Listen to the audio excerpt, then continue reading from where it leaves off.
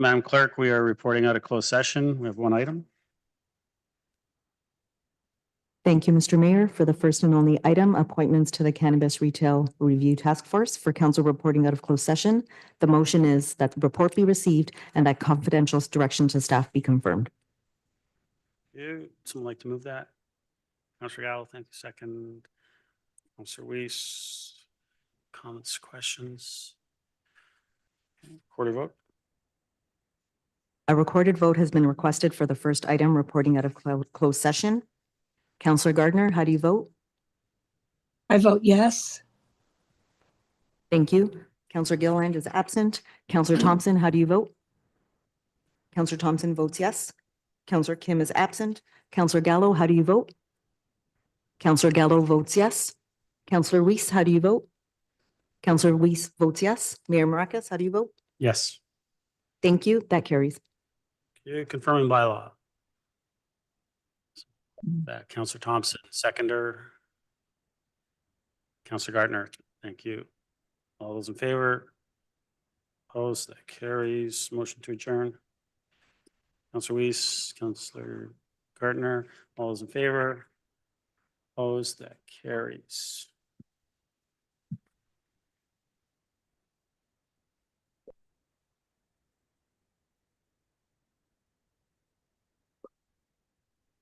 Time is 7:02. I'm going to call this committee of the whole meeting to order. Town of Aurora acknowledges that the Anishinaabe lands on which we live and work are the traditional and treaty territories of the Chippewas of Regina Island, as well as many other nations whose presence here continues to this day. As the closest First Nation community, we recognize the special relationship the Chippewas have with the lands and waters of this territory. They are the water protectors and environmental stewards of these lands, and as a municipality, we join them in these responsibilities. We further acknowledge that Aurora is part of the treaty lands of the Mississaugas and Chippewas recognized through Treaty Number 13, as well as the Williams Treaties of 1923. A shared understanding of the rich cultural heritage that has existed for centuries and how our collective past brought us to where we are today will help us walk together into a better future. Councilor, can I get a motion to approve the agenda, the additional items? Councilor Weiss seconded. Second, Councillor Gardner. Councillor Thompson, you have something to say?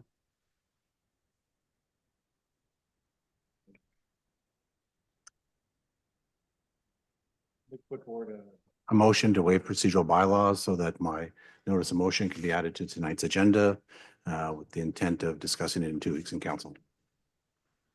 I think that's on there, so we would just need 2/3 to allow that to be added. Everyone understand that?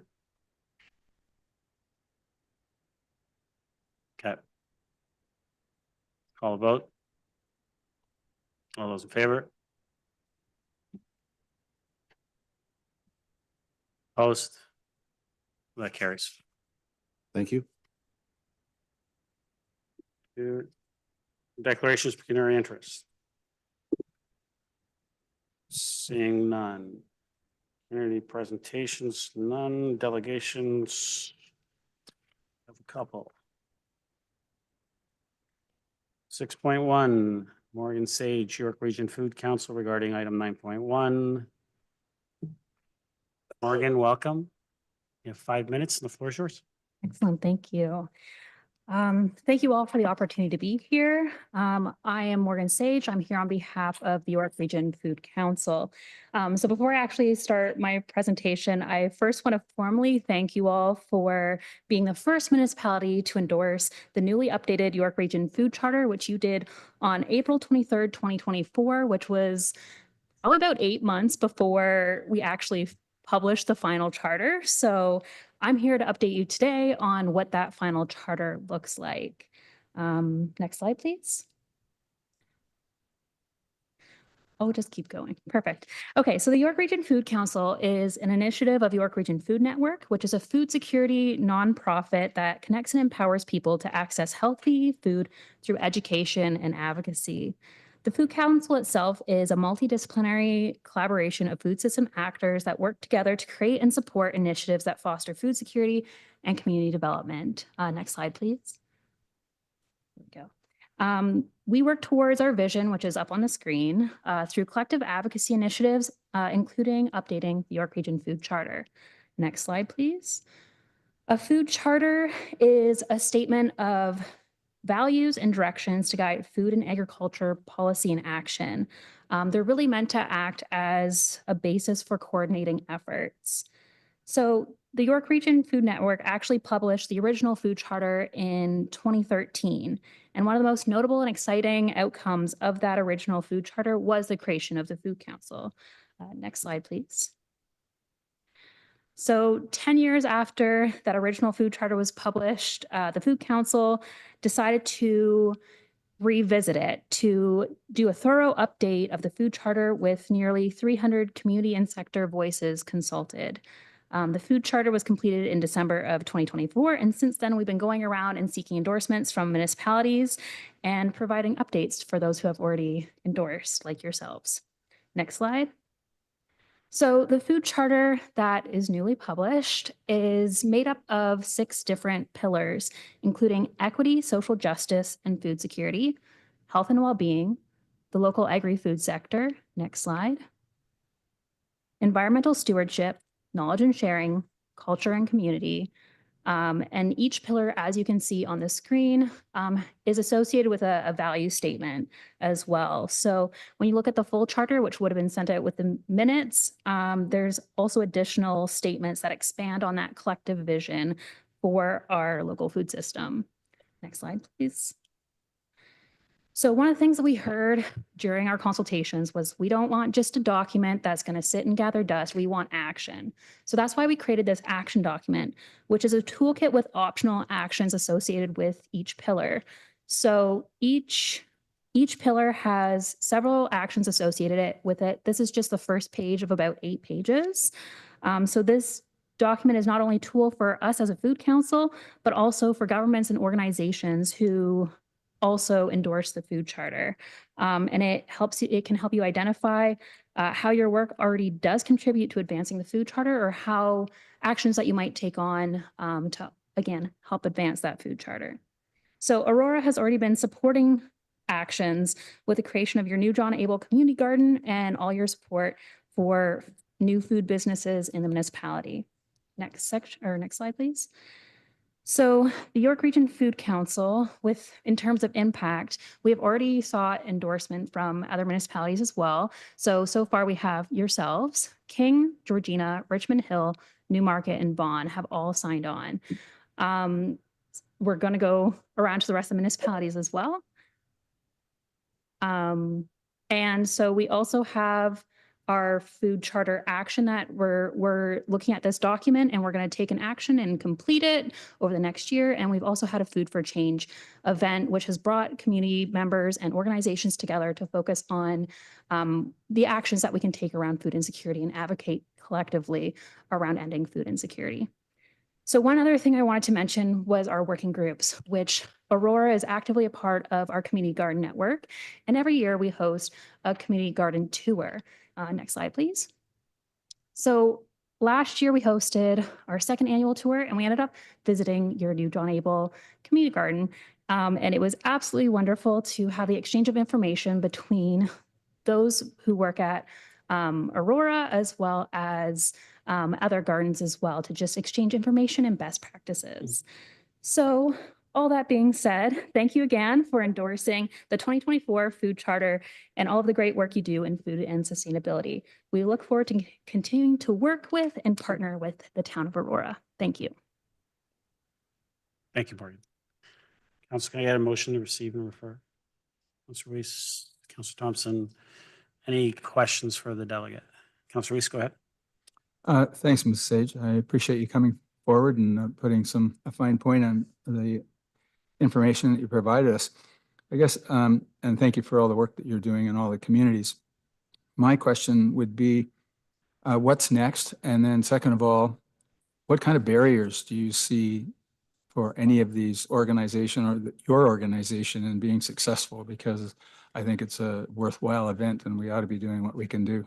So through you, Mayor, to the delegate. Morgan? Of course.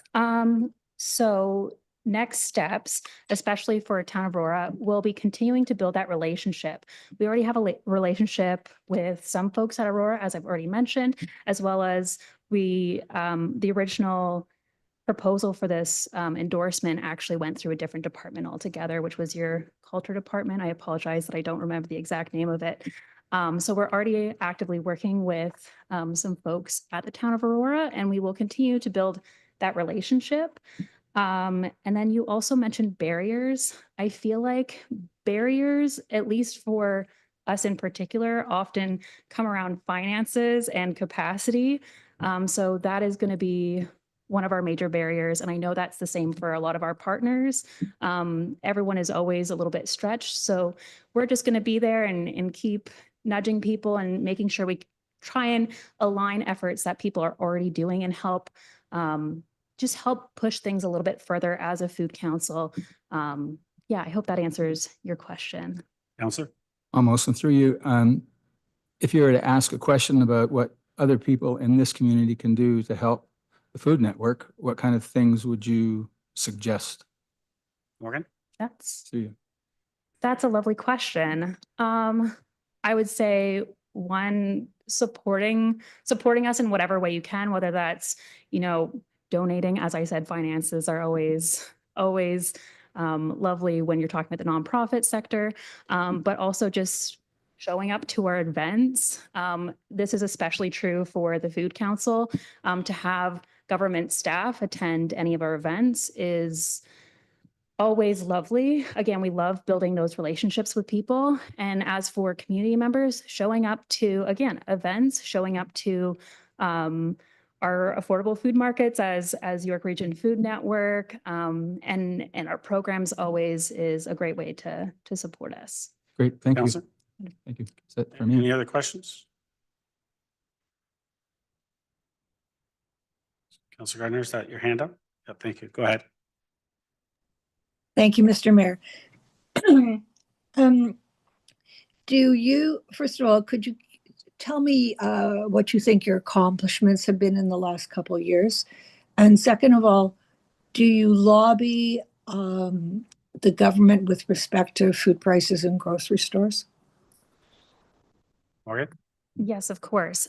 With respect to lobbying specifically, we don't lobby. We will advocate not around food prices.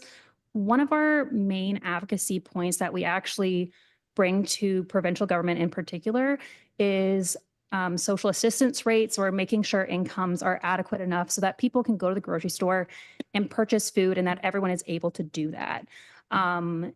Yeah, so that's one of our major advocacy points. Around our big accomplishments, I would honestly say that this charter has been one of our food council's big accomplishments. The fact that we had so many people come together, and the fact that we're going to all these different municipalities and everyone is signing on and saying, yes, we believe in this.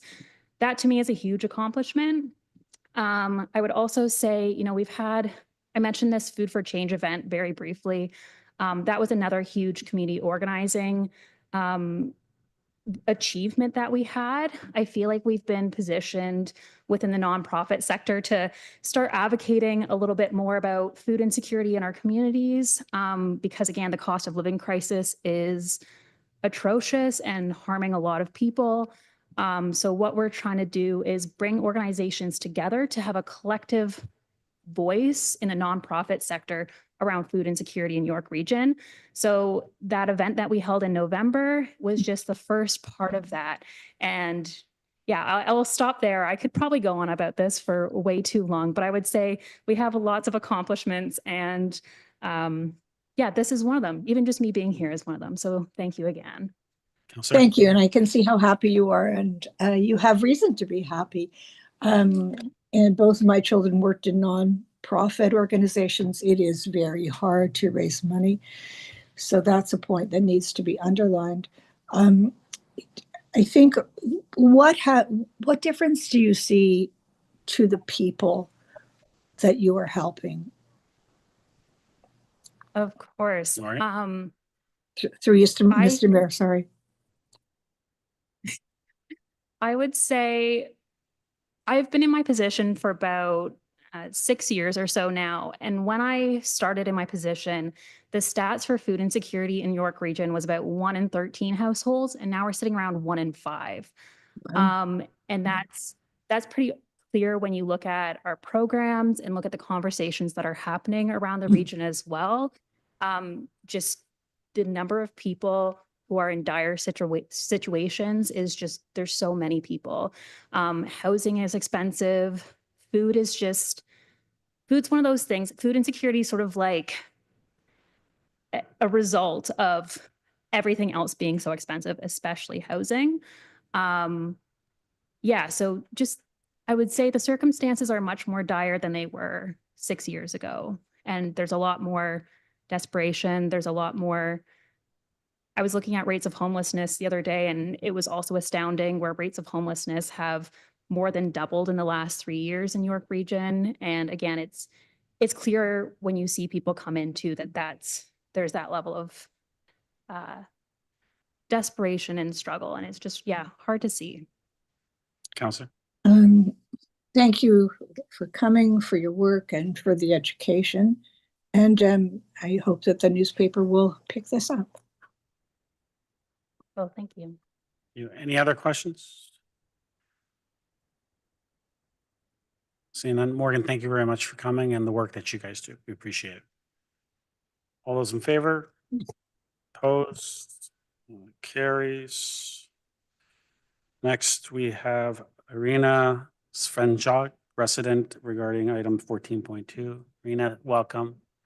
I hope I said that right. I know You I asked. did. Did I? You did, Thank yes. you. Thank you so much. Yeah, 5 minutes and the floor is yours. Go ahead. Okay, good evening, Mr. Mayor and members If I of can, council. Irina, if I can just get you to talk into the mic so everyone can hear. Thank you. Good evening, Mr. Mayor and members of council. My name is Irina Sfranciog. I am a resident of Aurora and I live on Limeridge Street, which is in Ward 5. I'm here this evening to advocate on behalf of my neighbors for the implementation of traffic calming measures on Limeridge Street. Specifically, the installation of flexible traffic bollards at or near the curves where speeding is most pervasive. You will hear that a recent speed study did not qualify Limeridge Street under the municipality's standard thresholds for traffic calming. You will also hear that our street may not meet the typical traffic volume or speed benchmarks, but I'm here to ask you to implement the traffic calming measures in any event. First of all, context is very important. By way of overview, this street functions as a cut-through and conduit off Gateway Avenue, particularly during rush hours, and allows drivers to bypass congestions between Bayview Avenue and St. John Side Road. It is also used as a pedestrian shortcut from St. John Side Road, with people frequently crossing the grass and entering the street mid-block. We experience a high number of delivery vehicles, Amazon, Uber Eats, you name it, many of which enter the street at excessive speeds. This combination creates a high-risk environment, especially given the physical layout of the street. Now, Limeridge Street has no sidewalks. As a result, children, families, and pedestrians have no choice but to play and walk directly on the street. During the evening rush hours, especially in the summer, it is common to see children playing outside, and residents, including myself and my neighbors, regularly place orange pylons directly on the street to signal to drivers to slow down. These pylons are a makeshift safety measure used daily because residents feel that they have no other options. This alone should signal that the current conditions are not safe. The speed study does not capture reality. While it does provide data, it does not capture the day-to-day lived experience of residents. We witness speeding incidents and near misses regularly, especially during the summer months. The risk is further compounded by dense foliage and tree coverage at 55 Limeridge Street, which is directly located on one of the street's curves. And this creates a blind corner, yet vehicles continue to take the turn at unsafe speeds. This physical obstruction significantly increases the likelihood that a serious accident will happen, and it underscores the urgency for immediate intervention. Last summer, I went door to door, and 50 of the 61 households on Limeridge Street, which is 82%, signed a petition in support of implementing traffic calming measures. The households that did not sign did not do so simply because they were not home at the time, not because they were opposed to this initiative. The community's position is clear, consistent, and unanimous. Now, why are the bollards the right solution and not sidewalks? The residents of Limeridge Street do not support the installation of sidewalks. There is no space for that. Sidewalks would encroach on private property, cause significant disruption, and would not address the root cause, which is speeding. By contrast, the flexible traffic bollards, the likes of which you see at schools, are cost-effective, minimally disruptive, proven to slow vehicles, and will target directly at the most dangerous sections of the street. And they address the problem where it actually exists. So in closing, despite the findings of the speed study, the community sentiment is clear and the safety concern is real and ongoing. The impact of speeding on our quality of life and the safety of our children is significant, even if it does not fully register in numerical thresholds. So I respectfully ask for your commitment to supporting traffic calming measures on Limeridge Street. Thank you for your time and for your consideration. Thank you, Irina. Can I get a motion to receive and refer? Councillor Gallo, Councillor Thompson, any questions for the delegate? Seeing none. Irina, thank you very much. I just want to, I'll ask you one. You are aware that the flexible bollards do get removed during the winter time? Okay, just wanted to make sure you're aware of that. Thank you for your time. All those in favor? Opposed? That carries. 6.3, joining us by Zoom, we have Ari Hofstedter. Ari, welcome. You're here to talk about water meter charges. You have 5 minutes and the floor is yours. Yes. Thank you very much, Mayor and councillors for making time. My name is Ari Hofstedter. I am the property manager of St. Andrew's Plaza in Aurora at 2 Orchard Heights Boulevard. And I'm representing the tenants in the plaza. Currently, we have at the plaza a very unique situation where the plaza is divided up into many units, and each unit, as small as I would say 800 square feet up until 20,000 plus square feet. Each of them have their own water meter. So a lot of these tenants don't use a lot of water. They just maybe use their washroom a few times a day. And regardless of the water usage, the charge from the town for the stormwater, which I understand is a fixed water meter charge, has been escalating over the last few years. Like when I started about 4 or 5 years ago, I think it was close to 200, even under 100 and something dollars for every 2-month billing cycle. And last year was 380, and now it's already gone up to 420. And these are tenants that are already struggling under economic conditions, and we are living with very tight economic conditions right now, especially with retailers. And they've been pleading with me for years already, but it already now has come to a point where it's just not manageable. And I'm pleading on their behalf if the town can do anything to somehow provide relief with these fixed water meter charges. Our plaza, we have probably close to 40 commercial plus 40 residential meters. So it's quite substantial in terms of volume. If we have no choice, I really don't want to go this route, but as you know, if we're really up to, for lack of any other solution, we may have to switch to bulk meter for the whole plaza, which would cut out those costs for the tenants. However, that's definitely not the preferred method. Such a method would result in quite a loss for the town, probably over $100,000 annually, just adding up all the water meter charges. So I would, I think it would be the interest for both the tenants and the town if we can come towards some kind of middle ground where, they're still paying the water meter charges, but with some kind of relief.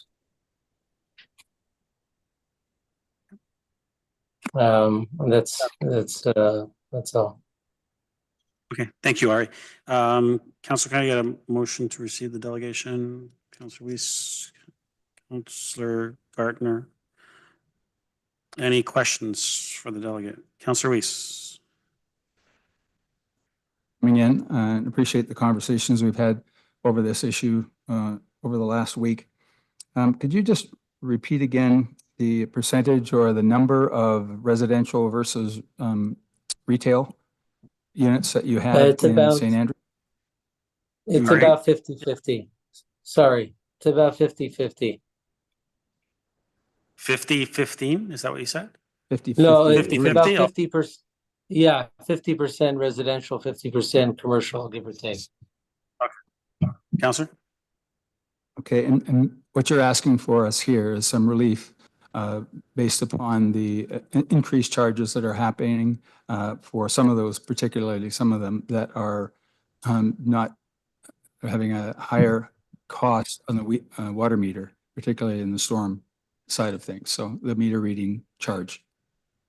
All right. Yeah. Mayor? Yes, that's correct. Sorry. Yes, that's correct. In each bill, there's two separate charges. There's the actual water usage. That's that's wherever each tenant uses water respectively. That's what they pay for. But then aside for that, there's a section in the bill which is a set meter charge. And whether they're using a lot of water or very, very little water, they still have to pay that $420 every 2 months. And as you can imagine, it's very, very stressful for tenants who are just barely trying to survive with the economic conditions. Great, I appreciate you coming forward on behalf of your residents and other tenants there. So I'll have a chance to talk about this perhaps later. So I'll yield the floor through you, Mayor. Thank you, Councillor Gardner. Thank you, Mr. Mayor. Thank you very much for coming before us. This would be tricky because we might be setting precedent, and perhaps it's something staff could look into. Not only is this a wonderful plaza with very interesting stores, it's been here for a long time, and I would think the apartments in here are relatively affordable. So I don't know what we can do about this, if anything, but I would like to have staff look into this further. Thank you. Thank you. Councillor Thompson. Thank you. Through you to the delegate. Just wanted to know if you've had any conversations with staff prior to tonight to sort of explain the issue and see if there were any potential solutions being thrown out to you. All right. Yes, I had a conversation with Councillor Weiss, just to give him the background. And basically, whatever we discussed tonight, I gave him that background. No, I appreciate that you had an opportunity to speak with Councillor Weiss. I meant staff, town staff. Oh, no, I haven't had a chance. Good, thank you. Councillor Gallo. Thank you. Thank you for bringing this to our attention. Just a quick question on, you had mentioned that should you go to a bulk meter, it would, there would be a $100,000 loss of revenue to the town. Could you just go through that number for me, please? Through you, Mr. Mayor? Yeah, sure. Sorry. Yeah, sure. It's just basically if you add up all the flat water meter charges for all the let's say almost 80 meters we have, if you eliminate those all those meters altogether, the town would not be able to collect those meter charges. Councillor. And sorry, did I understand correctly that it's just the meter charge, not the water usage was some $400 every twice a year? Is that correct? All right. No, it's $420 for the meter for every meter twice, every 2 months. So every bill, the bill is sent every 2 months. So it comes out to be about $210 for every single month, whether the tenant is using a ton of water like a grocery, or they're using just using the washroom, sink, and toilet just a few times a day, in a small boutique store. Councillor? Okay, thank you. Thank you for that. I think there's some merit to just to look into this and see what the best solution is. Thank you for coming. Thank you. Thank you. Any other questions? Ari, thank you for coming. I know that many of the tenants have reached out and I've talked to them. I know Councillor Weiss has talked to a whole bunch as well. I've talked to staff and I know we'll probably come up a little bit later. We do realize there's some inequity in regards to this. I mean, these places pay the same as much as a Walmart pays, right? So it doesn't matter how big it is, small it is. It's so there is some, I guess you can say some injustice to this. So I know staff are going to look at this and looking at changing the methodology to help in this occurrence. It's just a matter of how long it's going to take us to come up with the correct alignment for us to be able to provide a fair and equitable solution that works for these types of instances. So Ari, we are working on it, but I'm sure we're going to have a bit of a more discussion under new business. I think Councillor Weiss, you have some questions as well to bring that up. So thank you for bringing it to council, and I'm sure you'll hear further discussion later on this evening. So thank you. Thank you Call the very vote. much. Call the vote. All those in favor? Opposed? That carries. 6.4, joining us by Zoom, Michael Annarilli, resident, regarding item 14.2. This is traffic calming on Limeridge and Gateway as well. Michael, are you there? Yes, can you hear me? Yep. Perfect. See you too. So you have 5 minutes and the floor is yours. Welcome. Okay, thank you. Nice to see you again, and I know the councillors that I've met before. I'm here today not because I want to be here, but because I have to be here. The posted 40-kilometer-an-hour speed limit on Gateway is not being followed, and the speed study data clearly proves this. The traffic monitoring results show that speeding is not an occasional problem. It is a normal behavior for most drivers. First, the study shows that 53.9% of all vehicles traveled, almost 9,000 cars, were traveling over 40 kilometers an hour. When more than half the drivers exceed the limit, it indicates a systemic issue, not a few isolated incidents, regardless of the 85th percentile not being met. Second, the 85th percentile speed, the overreaching criteria used to judge what drivers feel comfortable doing, is 48 kilometers an hour. If drivers feel safe traveling close to 50 kilometers an hour in a 40, that tells us that road encourages speeding and does not naturally support the posted speed limit. Third point, the data shows the fastest 5% of drivers are going over 53 kilometers an hour, in some cases traveling over 75 kilometers an hour in the 40 zone. This is not just speeding, it's dangerous in a residential environment where children, pedestrians, and cyclists use the street daily. And lastly, nearly 56% of drivers are clustered at the height of the 44-kilometer-an-hour range, right at or above the posted speed limit. This confirms that the natural speed of the road design is higher than what is posted, meaning enforcement alone won't solve the problem. This data points a clear picture. The majority of drivers that are not respecting the 40-kilometer-an-hour limit, and the current road conditions do not support safe speeds. Now, if you would let me, I can just share my screen quickly, just if that's possible here. Good.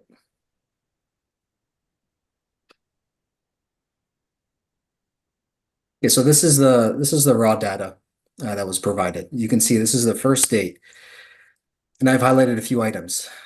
298 vehicles on the first day were driving over the speed limit, roughly 23% over the posted speed limit. The second day, 342 vehicles over the speed limit, around 25%. The third day, 292 vehicles over the limit, 25% over the speed limit. 237 vehicles over the limit. This is the fourth day. And that equates to 25% of the vehicles traveling on that road are speeding and over the posted 40. I'm just gonna, for time purposes, I'm gonna scroll down to the weekend. Okay, that's when there's gonna be cyclists, there's gonna be pedestrians, there's gonna be kids. Everyone's gonna be using the roads, the sidewalks, and you can see here, these are when the numbers start coming higher. So just give me a second. So this is a weekend, Saturday, 366 vehicles over the limit. 30, you can say 35% of vehicles on that day, on the weekend, let's say Saturday, are over the speed limit. And on the Sunday, 291 vehicles over the limit.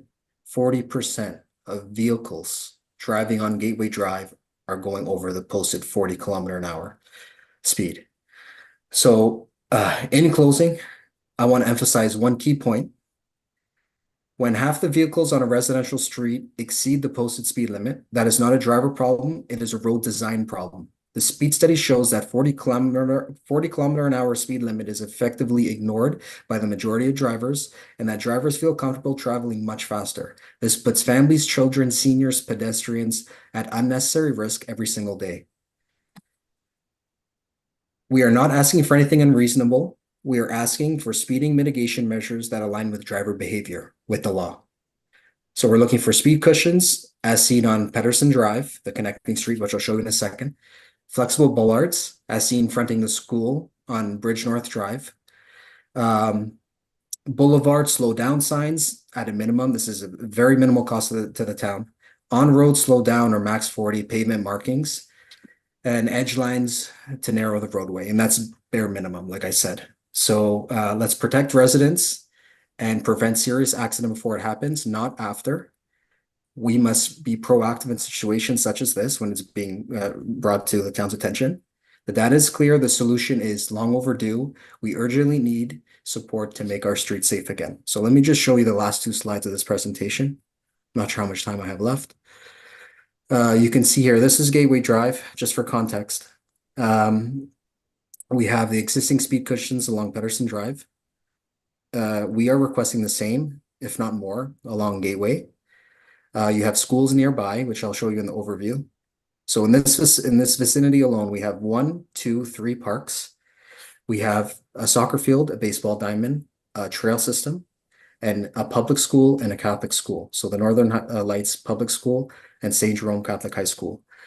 The natural flow of pedestrian traffic, kids and their parents is going to be along Gateway Drive. And you can see here, all the streets converge onto Gateway. Okay, it's an artery. People rip it on this street to get to St. John's and vice versa on the way home. Everyone wants to get home at the end of the day. They don't care who's on the road.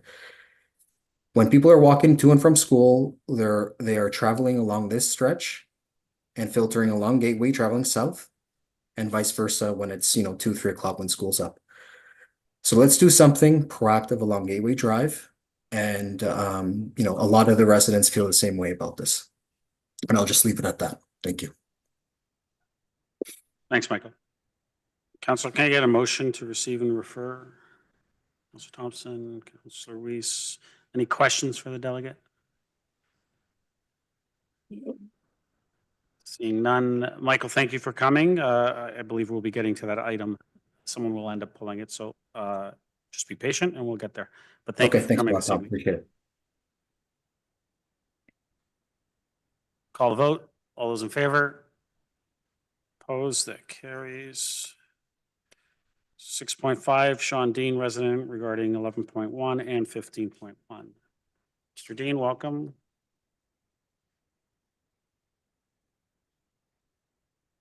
Oh, Councillor Gardner, did you want to speak to the last delegate? I apologize, because you weren't on the screen.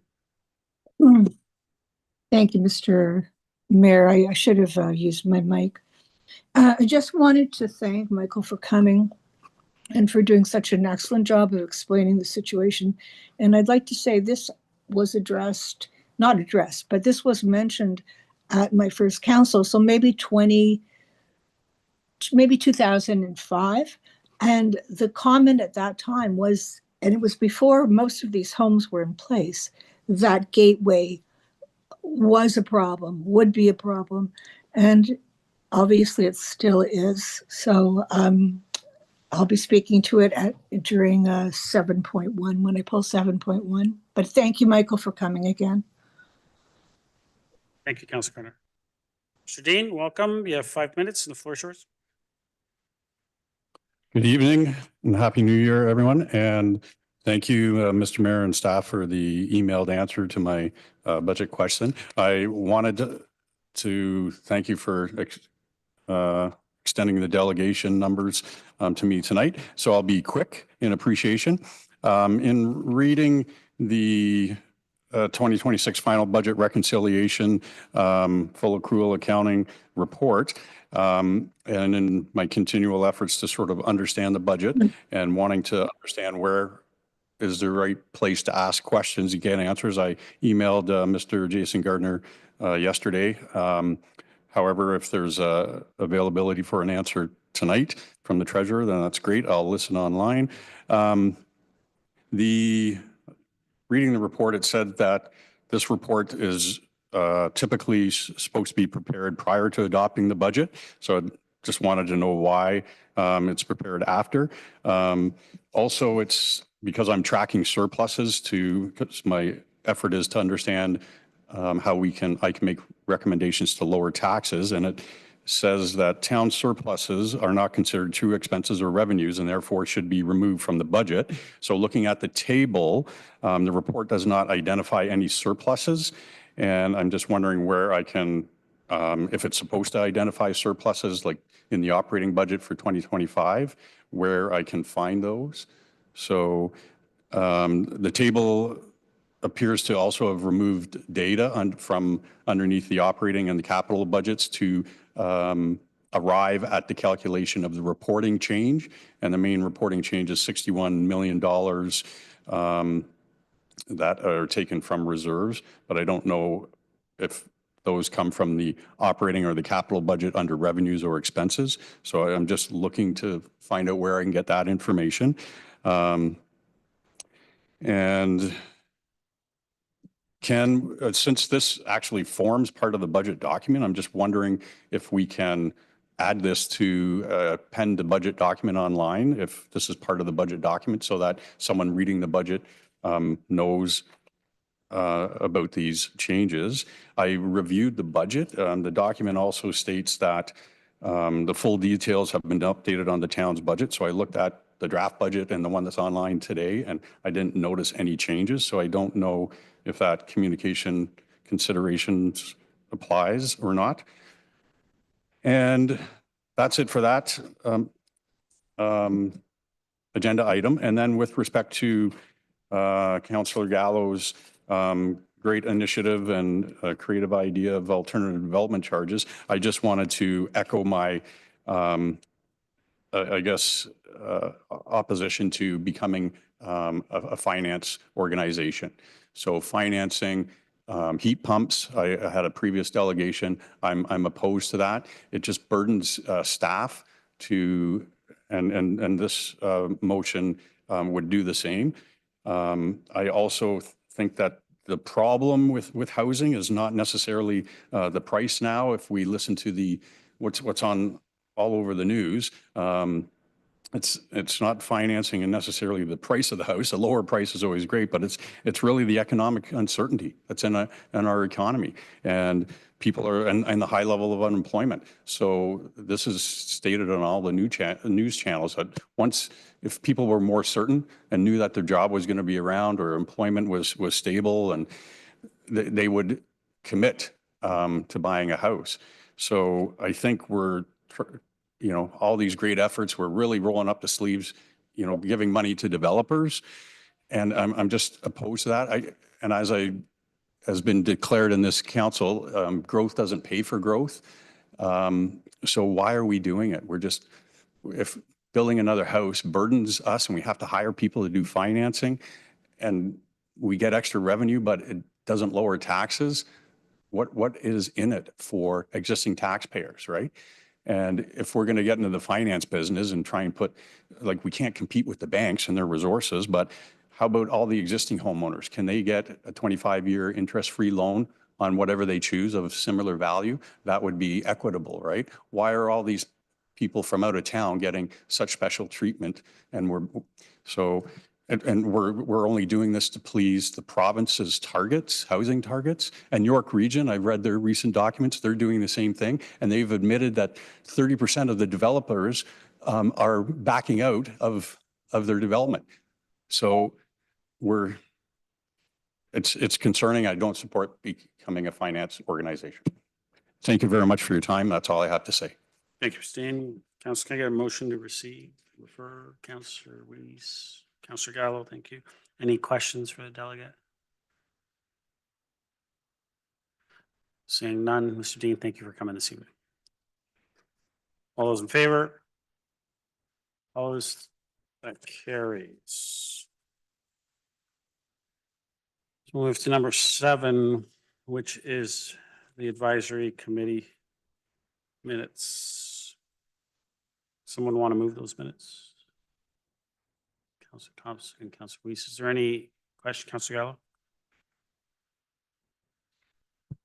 Thank you. Just on 7.1, just a quick comment. I don't think these minutes accurately reflect what the discussion took place at that meeting. I was there, particularly regarding the traffic calming. I believe it was the committee's direction request that both of those issues, both that were presented tonight, be brought back to the committee because one of the delegates was not aware of the meeting and did not show up and didn't. We heard it tonight, and that's great. Just questioning the accuracy of these minutes that it was the request of that committee to have both of those delegates come back to do a fulsome review of that whole area, and for the committee to provide input to council.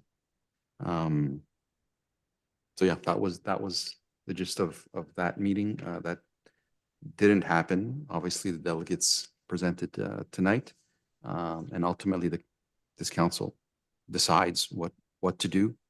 I just wanted to express the reflection of that committee, that what they wanted to see happen. Okay.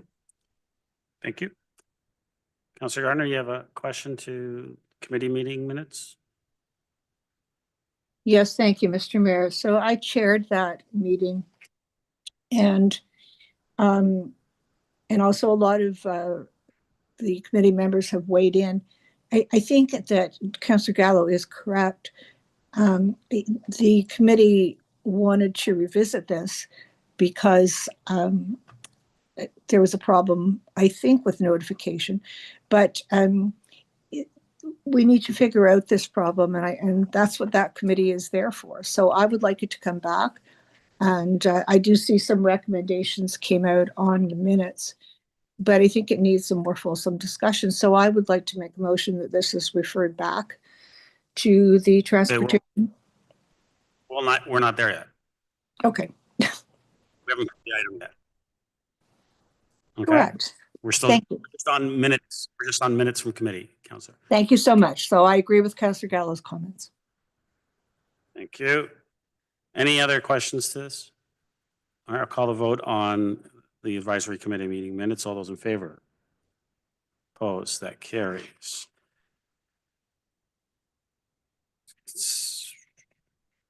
I'm going to go through them now. Any items that need to be pulled?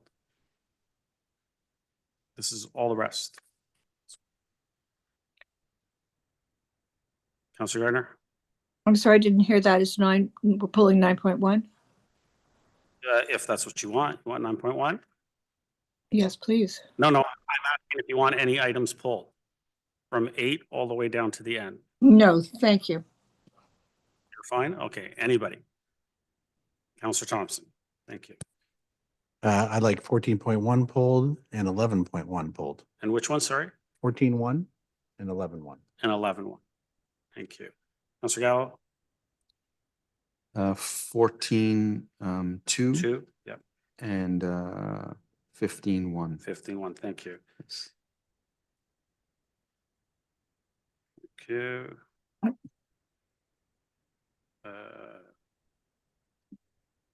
Councillor Gardner, go ahead. Thank you, Mr. Mayor. I'm a little confused. So we will be addressing the Limeridge? there'll be a Yes. delegation, there'll be a consultant speaking to the our new downtown plan. That's been pulled, yes. That's 14.1. Thank you. 14.1, that's been pulled. Thank you. Okay. Any others? Councillor Thompson, I would suggest if your motion that has been added, if you wanted to defer it straight to council for discussion as you, we're going to deal with it then. But then if you receive it, I can feel the anxiety maybe on some members that they feel like they've approved it essentially. So I would suggest that proper procedurally, you should pull it and then you can defer it to straight to council. Okay? Okay. So I'll add you to us pulling 15.2 then. Okay. Can I get a motion to approve all remaining items? And that's minus 11.1, 14.1, 14.2, 15.1, and 15.2.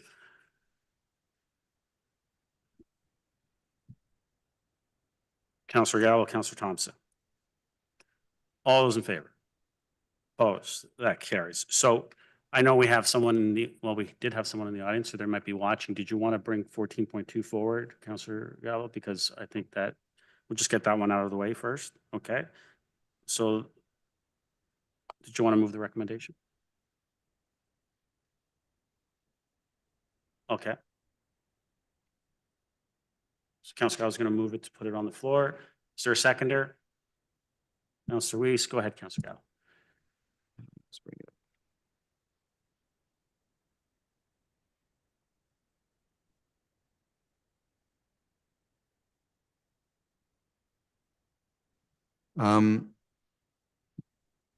I think I'm struggling with this a little bit just because I don't have the luxury of having the committee weigh in on the Limeridge part. We had lengthy discussions on the gateway, and the committee had an opportunity to hear Michael and weigh in on that. I'm struggling because I want to do something here. At the same time, do we send it back to the committee, have that same presentation to them, have them weigh in on the Limeridge part, and delay this? Because I'm wondering whether or not it can be on the January agenda. Maybe that might be the first question through you, Mr. Mayor, to staff, whether or not, if this goes back, whether or not we can get them on that agenda and have a discussion at that level first. Mr. Romero. Through you, Mr. Mayor, yes, staff indicates that we can bring it back. Your mic. Your mic. Sorry, staff indicates that we can bring back the item back to the Traffic Advisory Committee at the end of the month. And are you suggesting it comes back to council by the end of the month? Or are you? I just, I don't want to waste time, Yeah. especially well, both of them are there's some safety concerns. If it does go back to the committee, does that mean it will be part of the February council cycle? Mr. Romero? Through you, Mr. Mayor, so we can certainly bring the item back to the advisory committee at the end of the month, depending on what sort of comments we would then have to, staff would have to go back, perhaps do some analysis and report back to council at a future date, likely at the February committee of the whole meeting. Council. Okay. I'm leaning that way, but I'd like to hear others.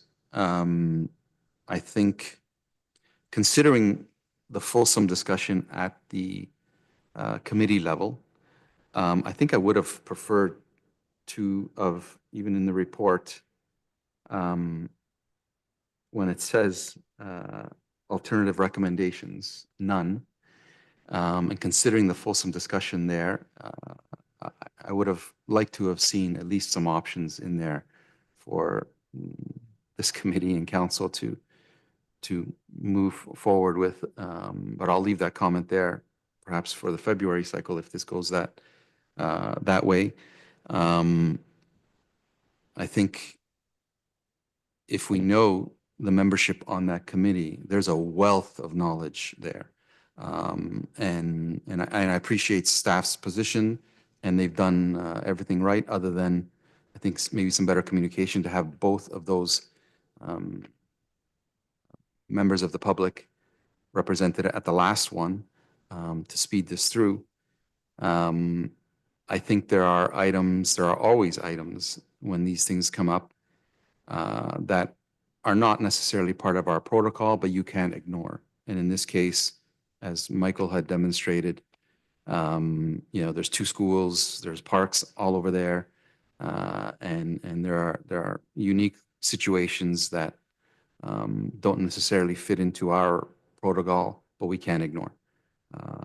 So my preference is for the committee to weigh in a wholesome way so that we're not doing this piecemeal, because even Michael, he wants the south leg of Gateway from the roundabout south. I think the north leg should also be addressed, and so did the committee, as well as Limeridge. So my preference would be to have the committee review this with the aim of it coming to council in the February cycle. But I'd happy to have others weigh in and hear their opinion. Thank you. Are there any others? I'll just, for anyone, okay, Councillor Gardner, I'll go to you. Go ahead. Thank you. And I agree that the whole of Gateway should be looked at, because I think it is a design that encourages speeding, and maybe it was meant to be a north-south throughway. But with respect to Limeridge, I believe that the request is for bollards, and I don't think we can put those up in the winter. So we would have to wait on that. But I would like to, I think all of Gateway and the streets off of Gateway need to be looked at. I'm very surprised to know that there's not a sidewalk there, but the residents don't seem to want one. But as Michael, our delegate, said, this is so many streets exit onto Gateway. We need to look at the whole area, and I would like to bring it back to the committee. And we have a meeting January 27th, I believe. So perhaps we could do that and then proceed for the February cycle. So if Councillor Gallo, this is his ward, if he wants to make a motion, or I can make the motion to this, including Limeridge, to come back to the Traffic Safety Committee. Okay. I'll wait to see if there's any others, Councillor Gardner, but then I'll come back to one of you. Anyone else? Okay, before I go, I'll just say that I think that, when you go through the report, we're looking at, over 70%, and we heard in one case 81% of the residents in the area voted for this. I've always maintained in all these instances when these come to this council that if the residents in the area feel that there's a need for traffic calming, then I think it's imperative that we move forward and allow them to have that traffic calming in the area. They know the area best. They know their neighborhood. They know their streets. And if they're that strongly in favor of it, that we should help them in those regards. These are safety matters, and it's important for our communities and our neighborhoods. And so as much as I think that I do want to see a little bit more a deep dive as far as what type of traffic calming we will put in this area, I think it would be helpful for the residents in the neighborhood to have an understanding that council is supportive of moving forward with traffic calming on these streets. So maybe we can do something where we say as we've done in other instances, that we approve of traffic calming being put in here upon a return from the committee, as well as the design of what that would look like and the type of traffic calming that would be implemented into these streets, and then we can make that final decision. As far as bollards, they wouldn't go in until the spring, as you mentioned, Councillor Gardner, and even the pavement, if we're putting speed bumps, that wouldn't happen probably until the springtime as well. So there is some time to fine tune and figure out the type of thing, but I think to give the reassurance to the residents in the neighborhood that this council is supportive of moving forward with traffic calming for their neighborhood, I think will go a long way for those residents to feel at ease that we are moving forward in a positive way for that neighborhood. So that would be my suggestion, but I'll pass it to one of you. Councillor Gallo?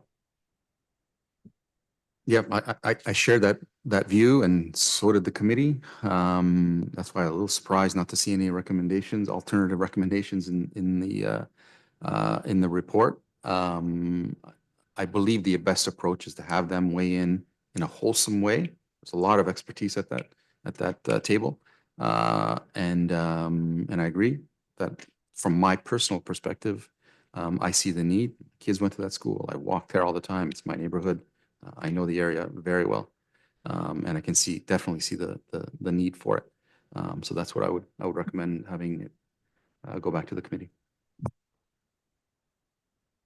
Councillor Gardner, just want to speak a second time? Thank you, Mr. Mayor. I'll support that. But I would just like to say that we've refused 2 requests from residents in areas to do the traffic calming. One was on Heathwood Heights. So I think we could say to the residents that we take their concerns seriously and we'll try our best to improve the safety. But we might make some other residents angry if we say, you know, we listen to you, because we can't always. Just how the situation occurs. So obviously we're listening to these residents very carefully, and we are worried about safety. So we'll see what the committee suggests. Okay. Before I put that on for Councillor Thompson, go ahead first time. Yeah, there you go. Just briefly, I'm supportive of it going back to the committee, but at the same time, I wanted the residents to know that I'm also supportive of the idea of implementing some measures to address the issues. And so I look forward to see what the committee comes back with and agree that time is of the essence. And so I'm glad to hear that it can be accommodated at the earliest possible opportunity. Okay. So Councillor Gallo, if I'm correct, to go back to the committee, that's the amendment. Okay. Councillor Gardner, you want to second that? Correct? That's Yes, correct. Thank you. And I think it's pretty obvious. I'm supportive of traffic calming measures in this area, and I'll be looking forward to seeing that report when it comes back, and what type of traffic calming measures will be suggested for both Gateway and Limeridge, and hopefully we can get them in sooner rather than later. I will call a vote on that amendment. All in favor? Opposed? That carries.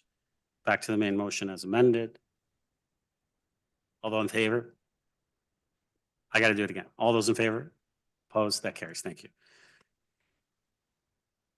So we'll go back to 11.1, which is 2026 final budget reconciliation to full-accrual accounting. Councillor Thompson, you pulled this. Did you want to move the recommendation? Thank you. Seconder. Councillor Weiss. Thank you. Councillor Thompson, go ahead.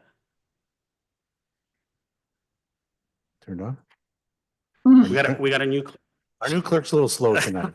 So be a little patient with the mics, everyone. Mr. Serio's doing a great job. Through you to Mrs. Wainwright Van Kessel. I guess the first question really to ask is the comment that the delegate made, which is in the report, that normally this report is prepared prior to adopting the budget for the year.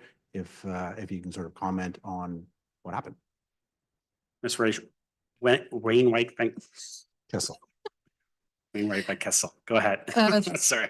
Through you, Mr. Mayor. So prior to when Strong Mayor Powers came along, and we did budget approvals, we used to include it with that approval report and formally received reconciliation that time.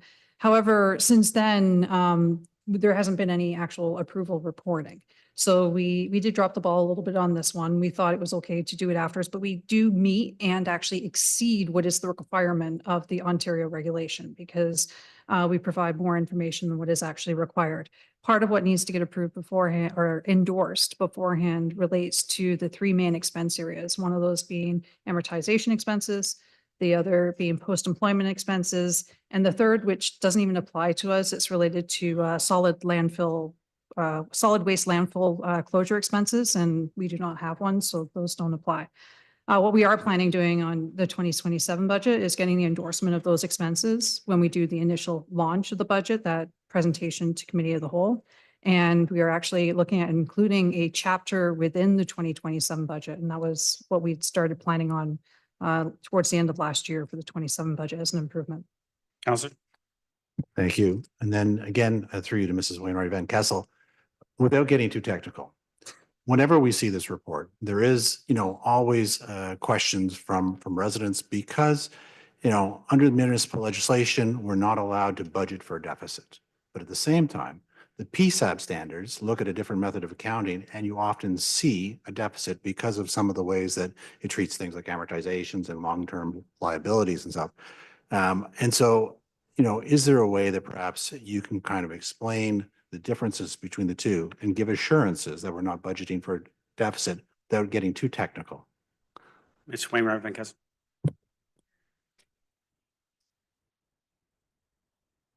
Through Mr. Mayor, without trying to get too technical, there are two significant differences here. So when we do our budget, as we're required to under the Municipal Act, we're looking at the timing of when cash inflows and outflows happen. So we call this a modified accrual version of accounting. And what that does is it takes all the inflows, whether or not they're considered expenses or assets or liabilities or revenues, and all the outflows, and put them together to make sure that we balance our cash inflows and outflows for the year. And that helps us determine what our user rates need to be for water, wastewater, stormwater services. It also helps us determine what our tax levy is on an annual basis. This method is also what we use for our management reporting throughout the year, and it's what council is most commonly sees. And it's one of the easier ones to understand and digest because it shows you how we're trending on compared to what we budgeted for the year. What happens is when you move over to the full accrual version, that's how financial statements are presented. And it's not about when the money is received, it's about when the expense is incurred and when the revenues are earned. So there are what we would consider expenses and revenues that sit in that modified accrual version that are not considered expenses or revenues for full accrual accounting. So a couple of good examples are related to reserves. So for example, our development charges. We collect development charges throughout the year. However, we can only recognize development charges as revenue when it is earned, and it is earned when we apply that to a capital project when those expenses for that capital project are incurred. So until we actually use those development charges, they sit as deferred revenue on the balance sheet and are not on the income statement. And that's one of those adjustments that happens. The other side of this is when we collect taxes or water rates to put to our asset management reserves. If we do not use those in the year, so the year that we collect them, they're collected as revenue. It's tax revenue, it's water revenue, or wastewater revenue or such. But if we don't use them, what happens is we transfer them to reserve and we use them later. But those are not full accrual accounting type transactions for an income statement. What you're doing is you're recognizing the revenue when you collect it, and then it goes into your accumulated surplus. So when you see a deficit like this, what it could mean is we didn't use much growth revenue, so we're not using as much as that deferred revenue that's sitting on our balance sheet, or we're using a lot of the accumulated surplus from prior years. So what happens is it's a big change in the way we're reporting for a lot on the capital side is what has some of the biggest impacts on here. And I hope that wasn't too technical. Councillor. I think you did a pretty good job. It's not easy, for sure, especially since, as you talk about, from a modified perspective, I mean, really it's cash in and cash out, right? Is how you would look at it, as opposed to the PSAB standards taking into consideration a different format. So appreciate it very much. Thanks. Councillor Weiss. Thanks. And along the same line, there's one notice or one comment in there that there'll be a notice on the back of the residents' taxes to this effect. I'm quite sure what you just said is not going to be on the back of the taxes that are being sent. But just from my perspective and anybody else who asks those questions, can you tell me can you share what the communication will contain specifically on the back of the tax bill? Ms. Mayor Van Kessel.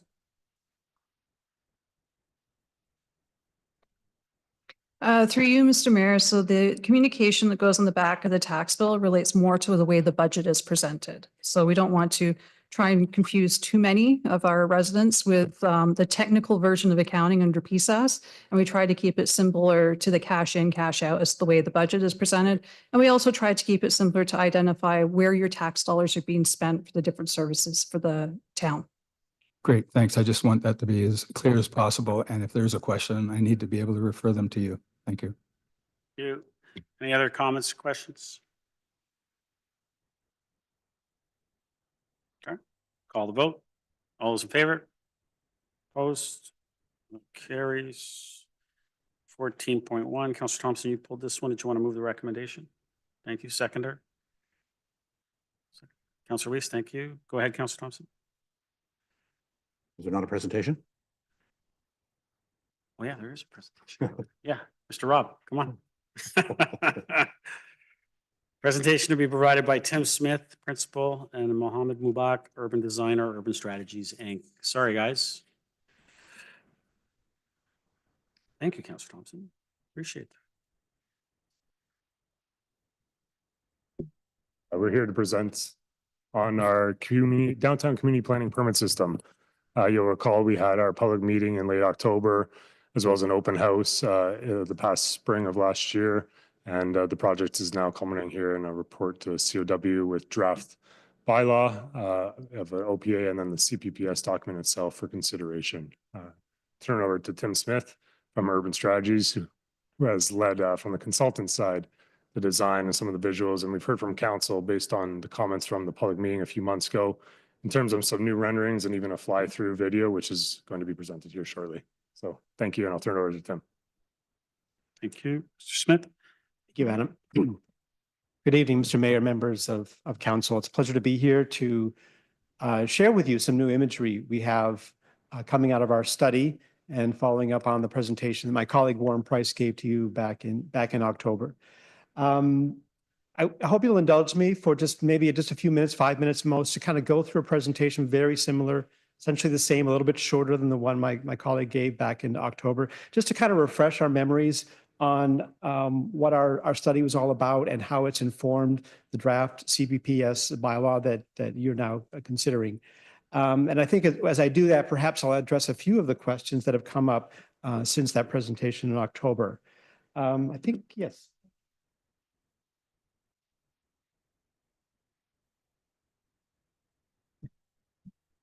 So I don't have to tell you how precious your downtown is and how historic it is and how that historic character has been maintained generally for the last century or more. But like all downtowns, it has evolved and needs to continue to evolve to remain vibrant and remain the civic heart of your community. You've made some significant investments in the town square and in the museum and property owners have also made investments in small-scale developments happen. The Amica development is a very significant change. And in fact, gives us a clue about some of the future changes that can be expected through intensification proposals. There's lots of opportunity in your downtown for more intensification. I think that's widely recognized in previous studies. And in fact, it's a key objective of the CPPS, the CPP system and bylaw to in fact encourage development. And our task was to really look to see how can we actually encourage development, maybe with some slightly more flexible built form controls around height and setbacks and step backs, while ensuring that we're respecting, maintaining that really valued historic character of downtown, at the same time being sensitive to the neighborhoods that are just around downtown. We developed a framework, we called a framework for change, which identifies potential sites for redevelopment, while at the same time identifying in the brown buildings you see on this slide, those key historic buildings to be protected.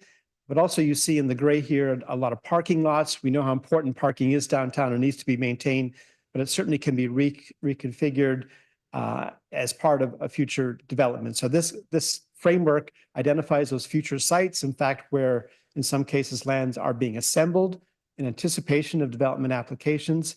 It also identifies future potential connections, both for pedestrians and service vehicles, laneways. So we looked at what the potential of downtown was in terms of intensification under the current regulations, the 5-story height limit covers most of downtown, 6 stories north of Wellington Street. And then my colleague, Mohammed Mubarak, who in fact is with me here today, created some really, I think, compelling renderings from the pedestrian level, because this is what you have to look at. What's the experience for the pedestrian downtown? You want a downtown that is for walking. What are they going to experience? So with a 5-story height limit, we showed what the view could look like with some intensification on both sides of Yonge Street. This is looking south down Yonge Street. This is looking north up Yonge Street from Mosley Street. And you can see that by buildings of 5 stories with just a 3-meter step back above that 3rd story really does kind of quite significantly change the character of the street. Not necessarily in a negative way, but I think buildings begin to kind of start to overwhelm that historic fabric you have. And you can kind of see with the Amica development how the streetscape might begin to change if you had more developments of that scale. This is an image now looking from Wellington Street down Temperance Street on the west side of Yonge Street at buildings of 5, 6 stories and the relationship they would have. We then said, well, what if we actually were even more respectful of that historic fabric, and for the density that may come with intensification above the 3-story, what if we start to kind of push it back from Yonge Street so that historic fabric is really dominant? At the same time, start to relax height limits so that you're not losing the density, that you can still get a significant amount of new population through intensification. So looking at a similar building footprints, we then, as you can see in these aerial views, these bird's eye views, kind of modulated building heights a little bit. And I'll go into a bit more detail in a moment. This is a view looking southeast. This is a view looking northwest. And then Mohammed then created new renderings showing how with step backs of actually 10 meters from the front of buildings along Yonge Street, you really, that 2 to 3 story historic fabric really becomes much more dominant. And so that character that's valued today is I think, really well maintained.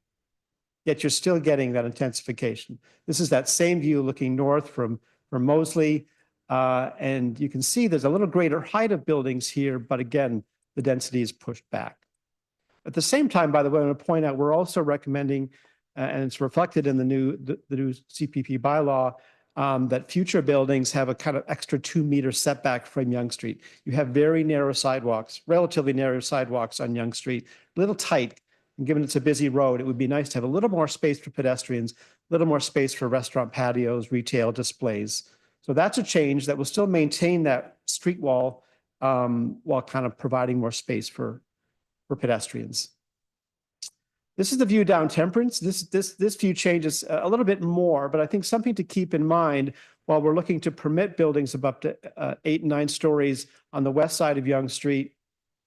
And because of the slope there, that the buildings will appear, depending on where you are, either 8 or 9 stories. But recognizing that on the west side of Temperance Street, for much of that block, you have an old industrial site where we do see someday some intensification, probably at a mid-rise scale. So to our mind, this is a very compatible approach. There are more recommended greater step backs above the 4th story of buildings. So you do have a transition. There's also a setback at the ground to ensure that you've got room for landscaping, which is really consistent with the kind of character of the residential streets on either side of downtown. So intensification, but again, being sensitive to the neighborhood fabric. Here's a new image. We've got a couple new still images here. This is one Mohammed created looking down McKell's Alley, which I think you're probably all familiar with, showing the potential for kind of adaptive reuse of the historic building on the left side of this image as part of a kind of more comprehensive redevelopment. And you can see in the background a kind of 6, 7-story building in the back there. But you can see that with that kind of change, this alley and other mid-block connections, and perhaps on the west side of Yonge Street, could actually become real people places. We could have cafes, we could have maybe even stores kind of facing these little mid-block pedestrian connections to create some destinations and kind of take some of the activity, extend some of the activity along Yonge Street into these little laneways. Here's another new rendering too. This is looking from roughly Church Street across the new town square. And you can see the buildings on the town-owned land in the background there, intensification of that site, in this case with buildings of just 5 to 6 stories. Again, to our mind, very compatible with that kind of overall built form character of town square. And I guess that's my indication to wrap up. I'm not going to kind of go through this, a lot of details, but our alternative concept does in fact achieve a little bit more residential development, another 150 or so units overall. And this compares those views, those 3 views I showed you up and down Yonge Street and down Temperance Street. So you can see that difference with those increased step backs from Yonge Street. I'll jump over that last slide. That kind of summarized the recommendations, many of which I've covered with regard to step backs and relaxed height limits. We also want to point out you do have some important guidelines in the Aurora Promenade guideline document regarding facades, which we think are really important to maintain in the CPP bylaw, and in fact have been. So with that, we're going to show you a short little video that actually kind of gives you a little walkthrough and a flyover of our vision for downtown.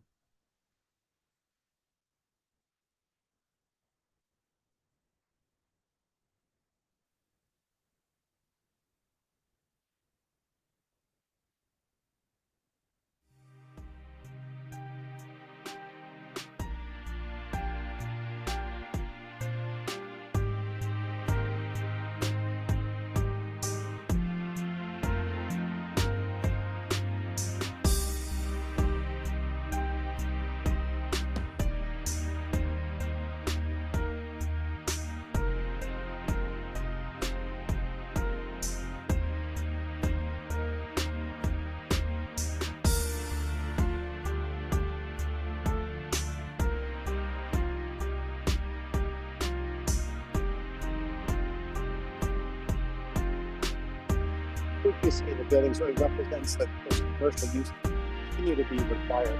I think what we see with the street intensification downtown is that those are having even more foot traffic on a day-to-day basis.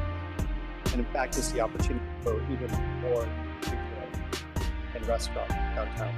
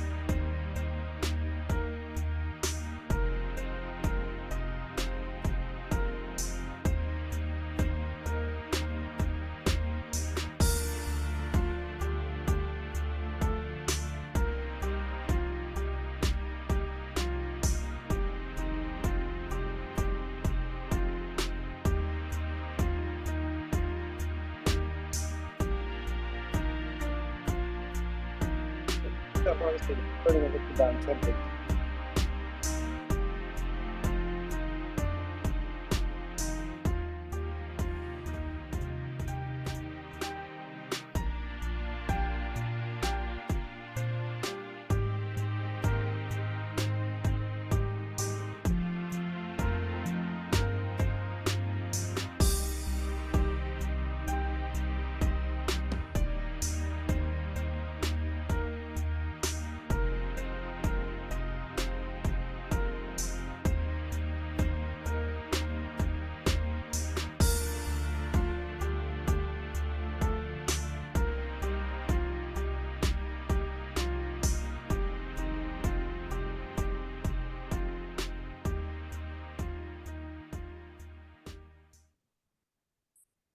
I hope that's given you a good idea of our vision for how we see downtown potentially evolving and and for buildings to be sculpted in a way that's really respectful of both that historic fabric on Yonge Street, but also the neighborhood fabric surrounding downtown.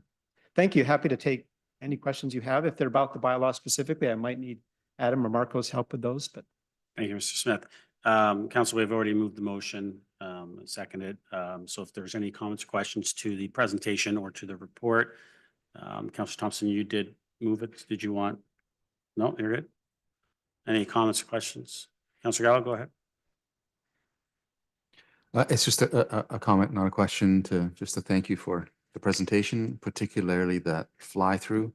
It's been years that I've been asking. I think to you, Mr. Ramuno, every planning application that comes through here should have that type of thing. It's, to me at least personally, very beneficial to see that in 3D. I can't imagine it was that difficult to do, especially with today's technology. So thank you. Thank you for that. You're welcome. To you, Mr. Mayor, I would point out that model is sort of available to the town now, and whether it's with our help or can be done internally, there's that ability to kind of drop future proposals in to see how they kind of fit within that larger vision. Councillor Gardner, yeah, go ahead. Thank you. I think this must have been a very interesting and complicated and complex project for you. So I thank you. It is, this may be for staff. It's a question about affordable housing because this is supposed to encourage affordable housing. Should I keep that for staff, Mr. Mayor? Yep, sure. Mr. Ramuno.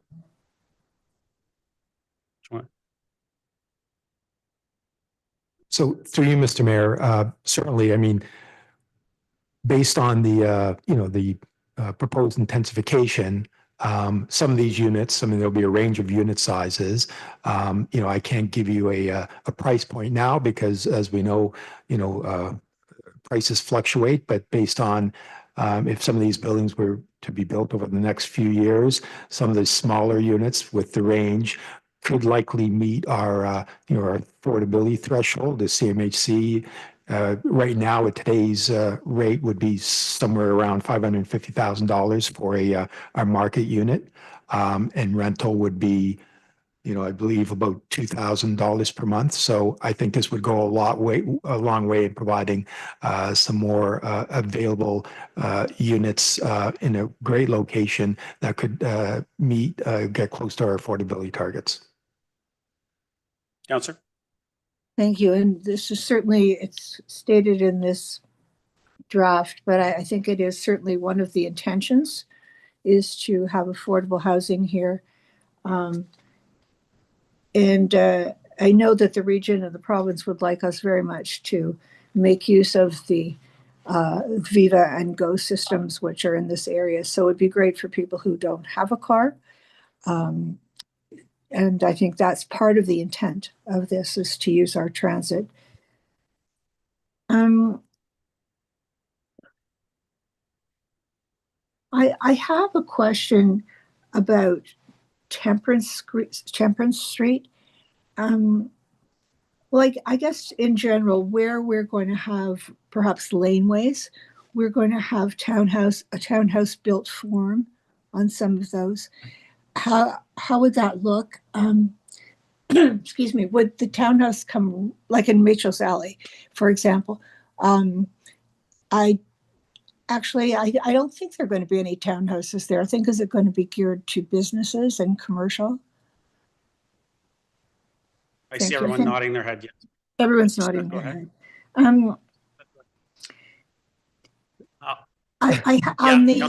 Yes, okay. On the near the last screen, I found it quite confusing going to Temperance. It's the schematic with the orange and yellow and red and saying how many stories things are going to be. It looks like the townhouses will be right up against the street. They're right up against what the black drawing, which I'm thinking is the property line. But these townhouses are not going to be right up to our sidewalk, are they? Through you, Mr. Mr. Smith? Mayor, that's correct, Councillor.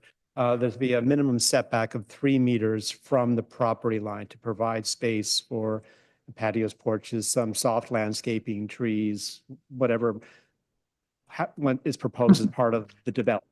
There's that transition there. So no, they won't be coming straight up to the street. And I think to go back to, I think to your earlier question, if I may, if it's helpful, I think that the townhouses you speak of there, it's a little bit like what is happening with the Amica development, that they'll be at the base of apartment buildings that are behind. So they kind of present a townhouse face to future development. Over on Victoria Street, I mean, the block is much deeper. There is that potential there for a sort of standalone townhouse developments, whether stacked or traditional 3.5 story townhouses. On Temperance, it's a bit more likely, but there's options. I mean, someone can do a 3 or 4 story townhouse development there, but it's more likely that you're going to see apartment buildings with that kind of townhouse facade to it, to kind of respect that character of the neighborhood. Councillor? And on Yonge Street, with the heritage buildings, they're pretty much up against the sidewalk, but there will be other buildings that will, from the design, it looks like there will be other buildings set back. So there might be patios, places to sit. That's correct. The intention is that some future buildings that don't need to kind of maintain, preserve that historic facade. Not all the buildings on Yonge Street are historic. Where a whole new building comes in, it'll need to be stepped back 2 meters to kind of provide that extra space for patios, walking. Councillor? Thank you. You do have in the drawing at the corner of Yonge and Wellington, the southeast corner, you've got a lot of beautiful trees there. Do you know something that I don't know, or is that just design? Mr. Smith? In our rendering, you're referring to, through you, Mr. Mayor.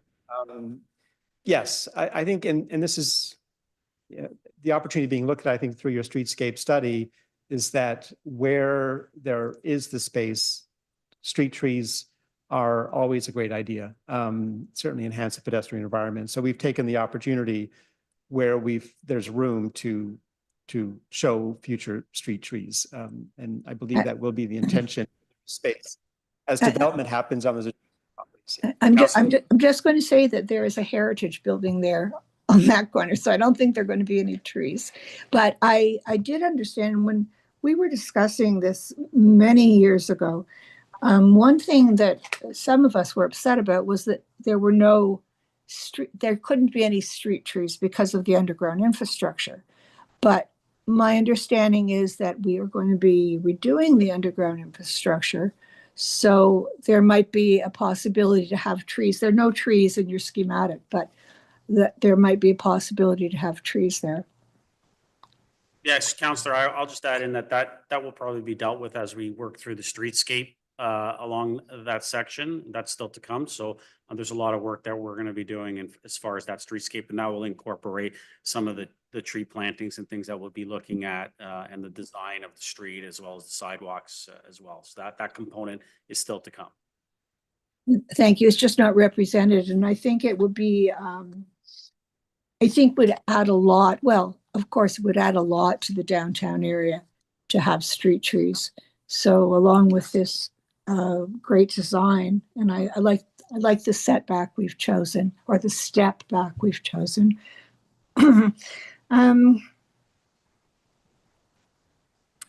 I think that's all to you. To Mr. Ramuno, these with respect to the equipment that's going to be on the rooftops, and there's going to be screening. Could we make that green screening? For you, Mr. Mayor, to Mr. Ramuno or Mr. Robb? Mr. Mayor, I mean, that's obviously something that we'll look at when an applicant comes in with a site plan or an application for a building. We'll look at we can't enforce green roofs, But, you know, if an applicant wants to build a green roof, that's obviously something, but we can look at. But again, with any rooftop mechanical equipment, it's something that staff obviously looks at with respect to ensuring that that is properly screened, even from a visual perspective, but also from a noise mitigation perspective. So that's something that we look at the building permit application when we do get the detailed drawings in, certainly. Councillor? Thank you. I should say I'm referring directly to temperance. With the design we've chosen, you can have up to 9 stories on temperance. Am I correct? Mr. Mayor, that's correct. The highest heights would be at the at southeast corner of Temperance and Wellington, up to 9 stories, factoring in the setbacks and the step backs. The three-story where you step back 10 meters, and then up to 5 stories, and another step back, and then up to 9. So the proper step backs are included in the bylaw before council as well. But those are the highest heights at that corner of Wellington and Temperance. Councillor? Thank you, through Mr. Mayor again. And when I'm thinking of it, I'm thinking that although they're set back, the mechanical equipment is going to be on the roof. And it would be very nice, and I don't know if we can actually do it or just encourage it. Hopefully we can actually do it, where the screening, not the green roofs, but the screening could be green as opposed to a fence.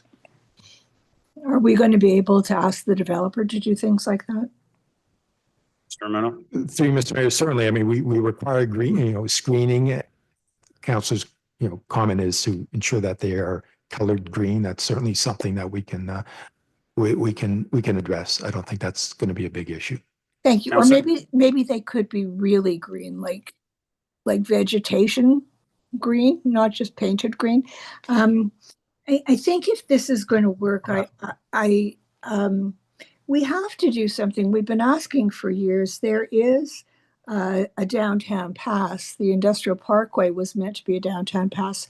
This wouldn't be to you, sir, but to Mr. Ramuno, we don't want trucks. We don't want, there are certain things we do not want in this area.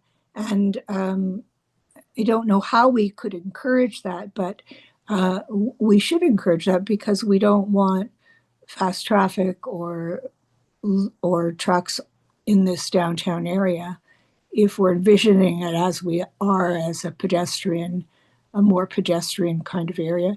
Mr. Romano, did I explain that well enough? Romano? Mr. Mayor, no, understood. I mean, as you're aware, this is really part of the urban design study component, the community planning permit system for the private lands. As you're aware, we also have undertaken a promenade streetscape study to deal with the public realm, the infrastructure, the sidewalks, the street trees and street furnitures. A component of that study is also dealing with the Yonge Street traffic study and some options that we'll bring forward to council with respect to the Yonge Street in its current condition with respect to traffic and on-street parking. So that's a separate study that we're working on, and we'll have news to report to council on that this coming year as well. Councillor? Thank you. What I'm referring to is if you're driving north on Yonge Street and you get to where the Chamber of Commerce office is, there is the ability to make a right-hand turn and use that street and the Industrial Parkway to take you all the way up to St. John. And vice versa, if you're coming south on Yonge Street, you could also turn onto St. John and take that bypass. And we've never really made use of that. We've never really signed it as an instruction to trucks in particular to take that bypass. So the comment is, and I've been asking this and other councillors for a long time, I think to really accomplish what we are trying to accomplish, we should make sure that that Industrial Parkway route is fully used. Thank you. You, Councillor Weiss? Yes, thanks. And through you, Mr. Mayor, I want to thank you for the work that you've done on this and listening to everybody here, because I've seen iterations of this develop over time, and I think we're getting there. The issue that I want to bring up is one of delegated authority. And I guess I'm through you to Mr. Ramuno. Could you give me an example of when you would refer something as considered a class 1 versus a class 2 and when you would refer it to council? Because it makes comments in there, but it doesn't give any examples. And I just would like to hear what that's all about. Through you, Mayor. Certainly, through you, Mr. Mayor. So the bylaw includes sort of class 1, class 2, class 3. I mean, class 1 is obviously if an application comes in and it complies, to a T to the bylaw itself, that would be approved at, at a staff level. Class 2 identifies where there may be some variations that would be delegated to myself and staff, within that 10% figure. And some of those, there could be, they would be minor, but some examples, again, off the top of my head would be if, an application comes in and they require for some reasons, a slight reduction in the either the step back or setback of the building, if it's minor, if we believe it's still keeping with the intent of the overall urban design village, that is one of those sort of variations that we are recommending that be delegated to staff.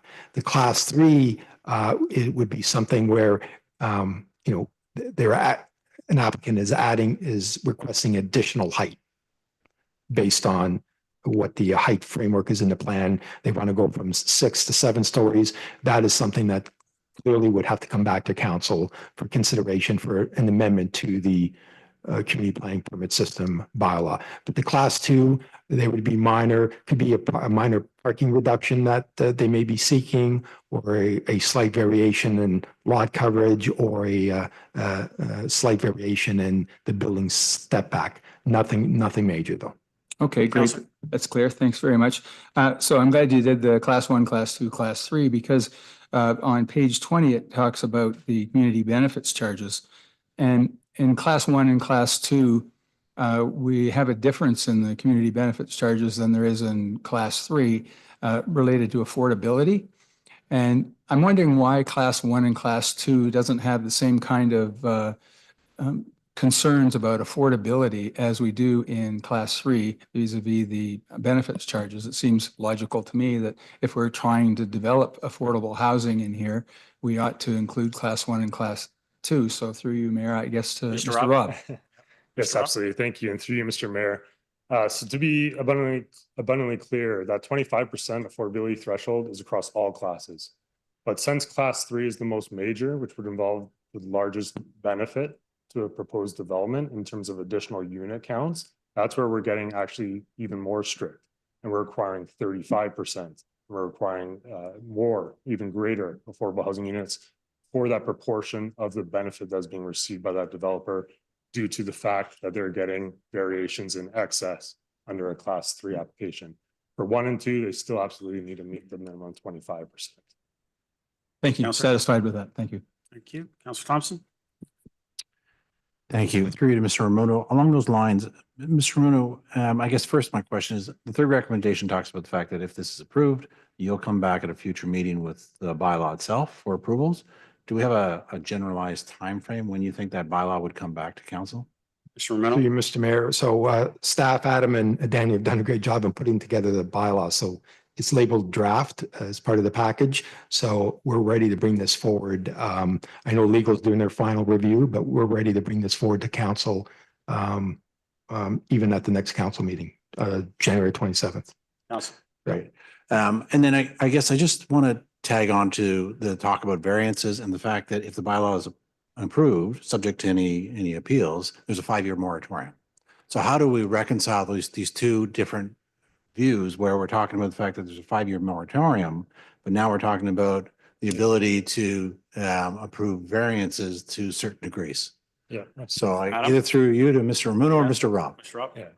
Through you, Mr. Mayor. So that 5-year moratorium is mostly applicable to, again, what we're expecting to be the class 1 and 2 applications, and those minor variations up to a give or take 10% threshold. When you're getting into a class 3 application, that moratorium essentially wouldn't apply because they'd also need an OPA on top of that. Because it's outside of the full scope of what's intended with the vision that we've developed here. I hope that's somewhat answers your question. Councillor. Yeah, I guess though, but if we have the moratorium in place, we're really trying to push forward the fact that we don't want to deviate from our plan. Correct. Right? That we want to stick to this. That's why we've imposed that moratorium. But yet at the same time, we're saying there's another process here to circumvent the moratorium. And so that's what the concern is that what value then is that 5-year moratorium if you're at the same time saying that there's a process available for it to get approved. You know, I get it in some cases, maybe we're all aligned and it is a great variance and that would make sense for it. But at the same time, it's no different than our current process. Right. So through you, Mr. Mayor, the moratorium or the fact that there may be variations through that class 2 process, really they're as minor as we can develop them from a zoning or development standpoint. We're looking at things that are not going to impact the actual underlying intent or principles of the design standards for this area. They are not so excessive that they would be a threat to the functionality of the area. And so those variations are within the purview of that moderate or class 2 level, where they're not exactly changing the intent here. They're just based on what even may be the nuances of any given parcel and different required setbacks in some instances just based on the parcel fabric as it may be, or how the lands are assembled. We need to have an opportunity to at least allow some cushioning through a 10% variation level. And then for our benefit too, it allows these applications to be streamlined. Well, the moratorium is in effect, absolutely. But that's again, on the basis that we wouldn't be coming back seeking relief from a moratorium unless it was something substantial that quite frankly wouldn't even align with this plan at that point. Councillor. Thank you very much. No worries. Okay. Any other comments or questions? Councillor Gardner, second time. Thank you. And I thank Councillor Thompson for raising that point. Hello again, Adam. Do we have, Bacon Basket is a very big property at the northwest end of Temperance. Are we going to have a plan for that in advance? I mean, at some point, I think the property will be for sale. So that isn't going to be in conjunction with this, but will we be ready when that happens? Rob? Yeah, through you, Mr. Mayor. Thank you for the question, Councillor Gardner. The short answer is yes, because we recognize that the plan before us today does have that defined boundary, but based on the comments that were received from the public meeting, and I believe by council as well, we want to have a certain level of flexibility where if there are these connected parcels that could benefit from being brought into the CPPS boundary based on adjacency or proximity, there is the open opportunity to allow them to be part of the CPPS when the time comes and when they're feeling development pressures, so that there is synchronization between this plan that we have and then the neighboring parcel in terms of their development capacity and framework. Councillor. Thank you, Mr. Mayor. And with respect to the class 3, I believe somebody said that would come to council if there was a request, and there'd have to be amendments, official plan and zoning probably. Mm-hmm. That's correct. And that's correct. And I think it's pretty clear from our comments that, and a lot of work has been put into this, we want this to stay as is, written in stone, except for minor variances. So, isn't there a way we could just, this is it? You can't have a major variance in this area? Yeah, Mr. Rob. Yeah, so through you, Mr. Chair, to Councillor Gardner, I would first have to backtrack a little bit on that comment and say there are no major variances here.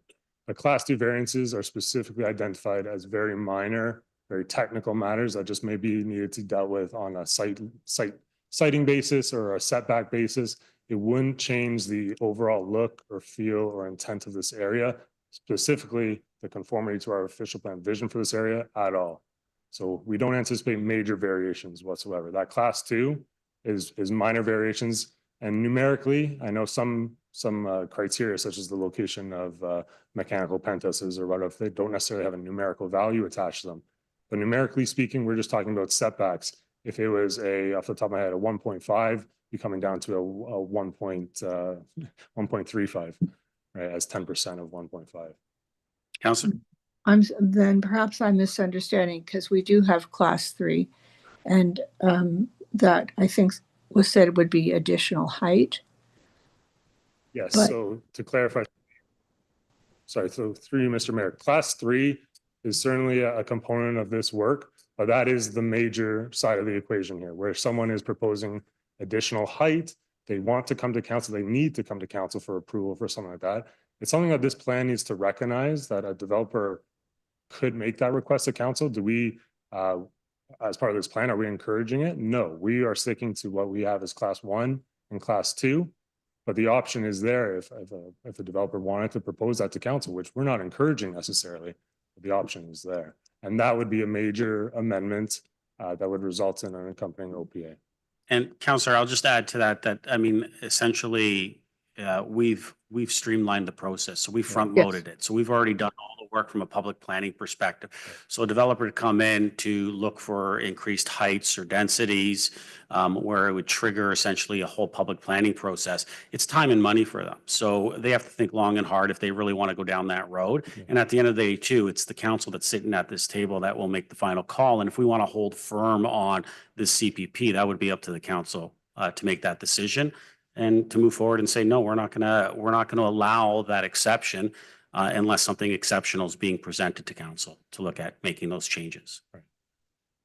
Thank you, Mr. Mayor. And I think that, and Mr. Robb, I think that this council sitting here wouldn't want to make any major changes, but perhaps the future council would. So I would just like to protect this as well as we can. Thank you. Thank you. Any other comments or questions?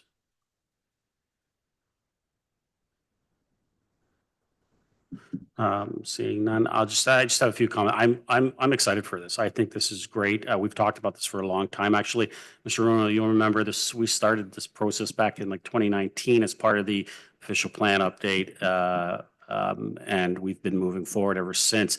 You know, the idea is to create a walkable, pedestrian-friendly area to achieve intensification, but you know, based in an Aurora design, and I think that's what we're doing, and that's what what's been completed here. And I want to thank the team for what they've been able to bring forward. And you know, as I mentioned, it streamlines the process while protecting our heritage, which is vitally important, I think, for all Aurorans and you know, everyone sitting at this table. It's why we protected through heritage designation 15 properties along Yonge Street. We want to continue to make sure that that is adhered to while we continue to see that intensification occur in that area. And, you know, and this does present predictable rules for growth in our downtown. And it allows the residents, the businesses, people that want to invest in our downtown, in our community, about what our downtown will become. And so they see that picture as we've all seen today, and they know that. And they know that they can just come in, get a building permit, and away they go. And so we streamlined that process, which is excellent. And I'm very happy that we're building on the positive momentum that we've seen. It's another piece of the puzzle. We've had our square built. We're looking at our streetscape along the downtown area in this area. And as we move forward with this is all positive momentum in the revitalization of our downtown. So I want to thank everyone for all the hard work, and I appreciate it. So with that said, call a vote. All those in favor? Opposed? That carries. Thank you very much, everyone.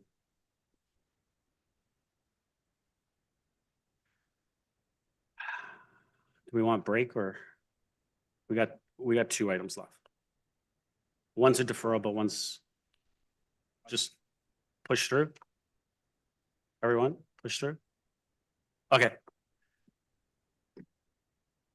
Okay, 15.1, Councillor Gallo, yours. Did you want to move your motion? Yes, please. Thank you. Is there a seconder? Councillor Weiss, thank you. Go ahead, Councillor Gallo. Thank you. I'll just generally go over the motion. It's self-explanatory. I think the impetus to this is basically to try to use everything that's within our toolboxes as best as we can and be as creative as we can to try to make homes more affordable. This isn't new, and it's not my idea. This is something that's done for many years and is a proven concept in the US. It's where it comes from.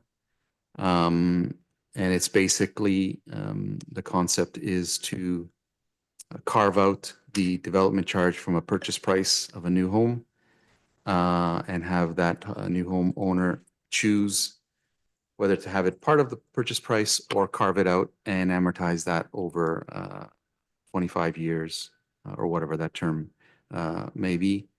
To be clear, the concept is not to reduce any revenue from the town, not looking for any other levels of government to subsidize. As we say many, many times, there's only one taxpayer, and that would have to come from somewhere. It's a concept to try to minimize that or reduce that purchase price to have people enter the marketplace.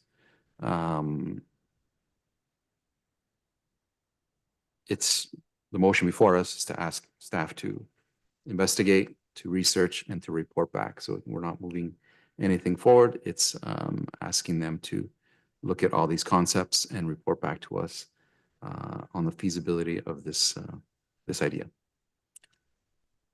Yep. Thank you. Councillor Reese. Thank you.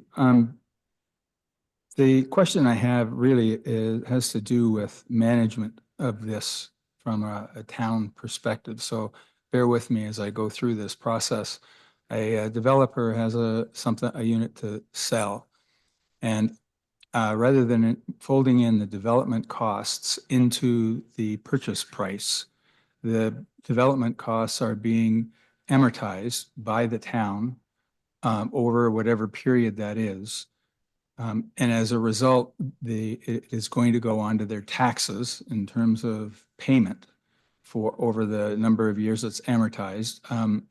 So my question here is it's not reducing the actual cost of the unit because the development charges are going to be paid over a period of time, the amortization, but it does reduce, in my mind, the original cost and perhaps the deposits and some of the other things to make it more affordable for some people who are trying to get into the market. So this isn't just for a first-time buyer, is it, through you, Mayor? It is. It is for first-time buyers. First-time. So that is really the benefit, is that we're reducing the cost now. And the assumption is that the cost is going, and I've never seen any data that suggests that it actually does it, but the impetus is for the developer to reduce the price of the unit based upon the fact that they're going to be paying for the development charges that they would have paid in advance, and they're going to allow it to be amortized by the individual. Correct? Through you, Mayor? Councillor Gallo. Yes, that's great. They'll have a choice. At least the concept is, and what's been done in the US, that when you're purchasing the home, you can decide to have it part of your purchase of the sale price and pay for it, or remove it from the sale price and have that amortized over 25 years, which lowers the purchase price by whatever that DC amount is, which could be significant for a single family detached, could be over $100,000. Councillor Reese. With that, my question now through you, Mayor, to maybe Ms. Wainwright Van Kessel is staff time and the administration and management of this, because now it becomes an issue where we are acting as a bank, but we're taking that money, or we're amortizing that. We're getting full value of it over time. So could I get an idea of how this would be managed from an administrative and a management standpoint from the town through you to, maybe that's not been evaluated yet, but I'd like to hear your comments on this through you, Mayor. Ms. Wainwright Van Kessel. Through you, Mr. Mayor. So we'd have to do an evaluation on this and it'd be wholly dependent on how popular it is too. So depending on the take up. So it'd be a little difficult to predict exactly how much administration it would take, but it would take some additional administration effort. And likely we'd also have to do some additional system configuration changes as well to enable this. Thank you. So the report back on this is going to include all of that. The other question that I have is what happens to the owner once they buy this and it's amortized over 10, 15, or 20 years and they decide they wish to sell it? Will the report have the consequences of that? Will it have to be paid off in full? I don't know what the circumstances are, but I can see it could become a little messy and we need to make sure that that's complete in the report. So through you, Mayor. Ms. Ryan, I guess. Through you, Mr. Mayor, so that would have to be included in the agreement with the homeowner, the purchaser, and likely at a change of ownership, it would need to be paid off at that point in time, like any other taxes do get paid off by the owner at that time. Okay, I just want to see that all this comes out of the report because it's very important. Nobody has the key to this affordability issue, and any tools that we can provide in order to offer people an opportunity, some flexibility on their down payment and costs. I'm all for this, but I'd like to see what the report says. Thanks, Mayor. Thank you. Councillor Garner. Thank you, Mr. Mayor. With amortization, there's going to be interest fees involved here. The town is going to have to borrow the money. We're going to have to pay interest on that. Is then that interest going to be covered by the homeowner? How does that work, please?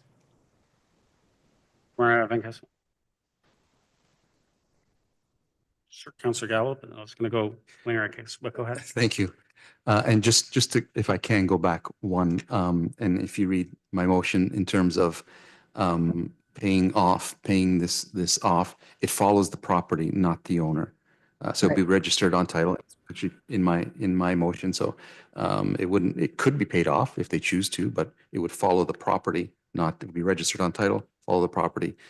Not unlike condominium fees, not unlike special assessments for different areas. In terms of interest, my view is this should be fully paid, fully responsible to that first-time purchaser. All costs that would be incurred by the town would have to be paid by that first-time purchaser if they choose to go this route. Yeah, Councillor Garner, go ahead. Yes, my question is about if the town is borrowing money, as I believe it says in the motion, to replace that lump sum salary that we would receive up front. There's going to be interest rates on that. And does the homeowner pay for that? Councillor Gallo? So when I said that all costs, I included, interest, any additional staff time, all of that needs to be covered by that home. Councillor? Thank you. Well, I would appreciate staff exploring it. Thank you for the motion. Councillor Thompson? Through you to Mr. Gallo, Councillor Gallo, my apologies. I'm interested when you say that it's a proven concept in the US and perhaps, over the next few days, perhaps you can just send me a few of the cities or places in the US where they're utilizing this, because I'd like to just dig into it a little bit myself to better educate myself and understand how it's working there. That's it. Thank you. Thank you. Any other comments or questions?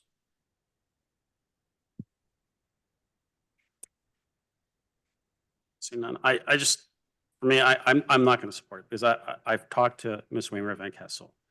I've had a long discussion about this, and it's problematic. This proposal doesn't lower the cost of housing.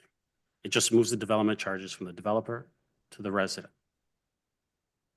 So instead of being built in the price of the home, families would pay it 25 years as a new municipal tax.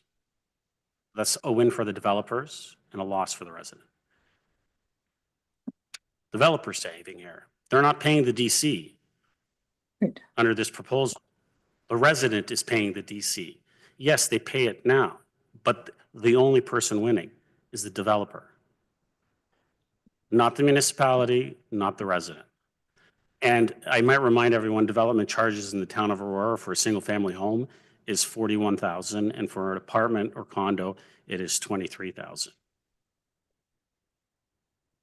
So I'm not going to task staff to look into this and take a deep dive because I've already asked them. They've provided me with some information. I'm more than willing to share that information with everyone before we get to council, but I won't be supportive. Call the vote. Oh, Councillor Thompson,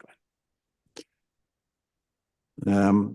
Through you to Mrs. Wainwright Van Kessel, if she feels like entering into the conversation. The mayor has raised the fact that there have been conversations with staff. They've raised concerns or feel that there are some problems or issues with it. Would you care to elaborate?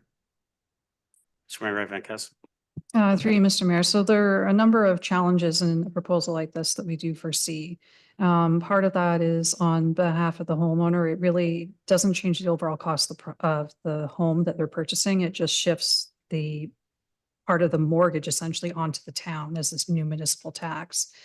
So when you're actually looking for affordability on total affordability on a purchase price, when you're buying a property, your mortgage company considers other things such as condo fees and things like that. And they look at your purchase agreement. And if you're including the DCs as part of a municipal tax, they're going to factor that in. So it's not going to have a significant impact overall on what you can afford. You're still going to be able to afford the same type of amount of house. It's just a matter of where are you paying those development charges to the developer. Is it in the developer's price or is it in your municipal tax? It could be challenging at the sale of a home. If it follows the property, it's a bit of a buyer beware because if a buyer buys the home, they need to make sure that they are aware that they're going to have this additional amount, or they could require that the person who originally purchased the house pay it off. So it could create some additional complications. And the homeowner would have to be cognizant of it going into a change in property. They'd have to make sure that they're aware of this going into eyes wide open. Because if it's something that they've forgotten about over time that they need to be considering, then it could have an impact on their next purchase of a new property. And from the developers, it would be a bit of an onus on them to make sure that, yes, they are passing along the savings. It's hard for municipal staff to actually verify that because even homes similar models can have different finishes and different pricing. So it's not going to be us that's going to be able to easily determine if that is happening or not. And so there is going to be some administrative burden. I can't tell exactly what that's going to be. And we can start estimating based on a single application what it would look like. And if it's a matter of adding those fees, yes. There is a bit of a cash flow issue, getting back to what Councillor Gardner was saying. So it will defer some of the cash flow, but it will be coming in basically on installments over that amortization period. It will mean that we'll need to issue additional debt for new capital projects. So we can't actually obtain debt against these items themselves because when we go out to seek debt, most of the agreements we have are with Infrastructure Ontario, and we have to secure the debt against an asset. So for example, when we built the SARC gym, the debt that we have on the SARC gym is secured against that the SARC asset. So it's a secured debt. That's why we get exceptionally good rates. So it does create a number of challenges. I would be interested to learn about some of these municipalities in the US that Councillor Gallo is looking at, so we can do some further investigation to fully understand what he's seeing, to be able to weigh in further on us. Councillor. Thank you. Any other comments, questions? Councillor. Let me just make sure there. Yeah, go ahead, Councillor. Second time. Could it not be formalized that this would have to be paid off at the time of the sale of the house? I guess I think Mr. Councillor Gallo said the homeowner would be able to choose. Is that correct, Councillor Gallo? Whether they paid off right away or At any time they could pay it off. No, I'm Councillor. saying if the house is sold, could we not stipulate that the amount owed be paid off at that time? Mr. Serio, is that something that could be put in a contract for a house? Through you, Mr. Mayor, if we are entering into an agreement with the homeowner, then we could put that into the contract. Okay. Councillor? that would just solve the problem of passing it on to the next homeowner. It's very interesting. I'll think about it more over the next couple of weeks. But anything that we can do, especially, our community is aging, and we want to encourage young people coming into the community. And it's always been an issue that young people can't afford to live here. So I like the intent of the motion. I'll just think about it before council. Thank you. Any other comments, questions? Call the vote. All those in favor? Opposed? That carries. Councillor Thompson, your motion. Motion to defer. Seconder. Councillor Weiss. Comments, questions? All those in favor? Oh, go ahead. Councillor Gallo. Just as an education, this came forward, and I know it was a revised agenda, but looking online, the motion was not on the online agenda. I know we had a copy of it, and I know it says revised, but it was never on the online agenda. Madam Clerk. Through you, Mr. Mayor, we were having some technical difficulties with the revised agenda. I understand it did go through on eScribe to council, and on the internet, it did have the PDF version, but not the other version. Either version? Okay. But it has been since rectified. Councillor. Thank you. Any other comments, questions? Call the vote. All those in favor? Opposed? Carries. New business. Councillor Gallo. Councillor Thompson. Councillor Weiss. Yeah, go ahead.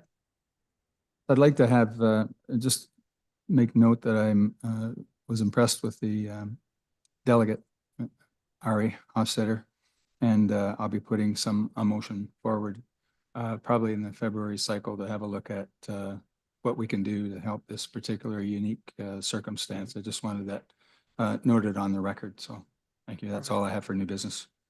Thank you, Councillor. Councillor Gardner, new business? No, Mr. Mayor, thank you. Public service announcements. You're up first. I don't have have any? any. No, I don't. Thank you. Councillor Weiss. One, the Winter Blues Festival is back after a 5-year hiatus, and it's an important event that we've had for a while. And this award-winning festival is being presented in partnership with the Aurora Cultural Center and Music Aurora. So it's going to be operating between February 26th and March the 1st with 6 different shows. The other unique thing about it is for those aficionados who are interested in blues and the rest of it, the ACC is also doing a number of workshops. I think there's 4. And so you can go online to the ACC website and you can purchase your tickets there. And you can also purchase your tickets for the workshop. So I want people to be aware of it. We've got about a month and a half before the real event activities start. So we're looking to see this revitalized. Thank you. Councillor Thompson, PSA. Councillor Gallo, PSA. Just got a few. So it's Heritage Week coming up. Celebrate Aurora's rich cultural history during Provincial Heritage Week.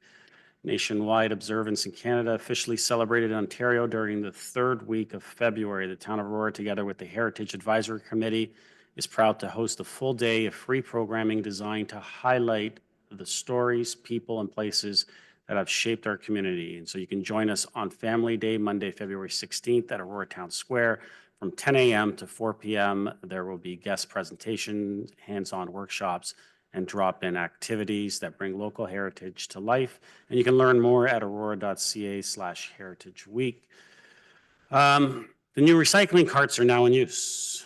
I'm sure everyone's aware of that. We've all been receiving calls. And if you got your old recycling bins and you don't want to repurpose them, you can drop them off during regular business hours. There are 2 locations, the Joint Ops Center at 229 Industrial Parkway North, Drop-off runs from January 5th to 19th, Monday to Friday from 8:30 a.m. to 5 p.m.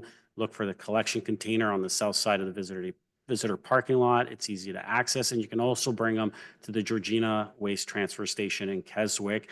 And if you'd like to learn more details about the new recycling program and also get that information, you can visit aurora.ca/blue box.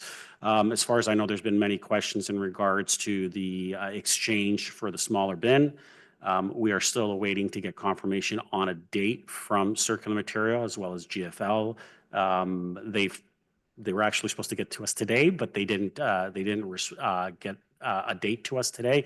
And we're also waiting for confirmation on the date, which we believe is this week, possibly tomorrow, in regards to a form being available online for residents to be able to request a second cart. So we'll make sure staff gets that information out as soon as it's made ready for us and confirmed by Circular Material and GFL. Okay. And one more before I call for adjournment. Black History Month is almost here, so join us for two special events. First, on Thursday, January 30th at 6 p.m., we'll gather at Aurora Town Hall right here for the Pan-African flag raising ceremony. This is a moment to honor Black heritage, unity, and hope as we stand together for equality and justice.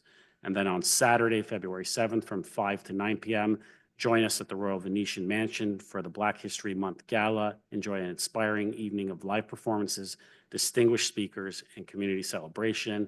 And this year's theme is The Promise We Carry, Collective Strength, Shared Future. And for gala tickets or more details on this year's Black History Month events, visit aurora.ca/Black History Month. I'll be there. I got my ticket already, and I'm looking forward to seeing everyone there. Council, can I get a motion to adjourn? Councillor Weiss, Councillor Thompson, all those in favor? Opposed? That carries. We are adjourned. Thank you, everyone.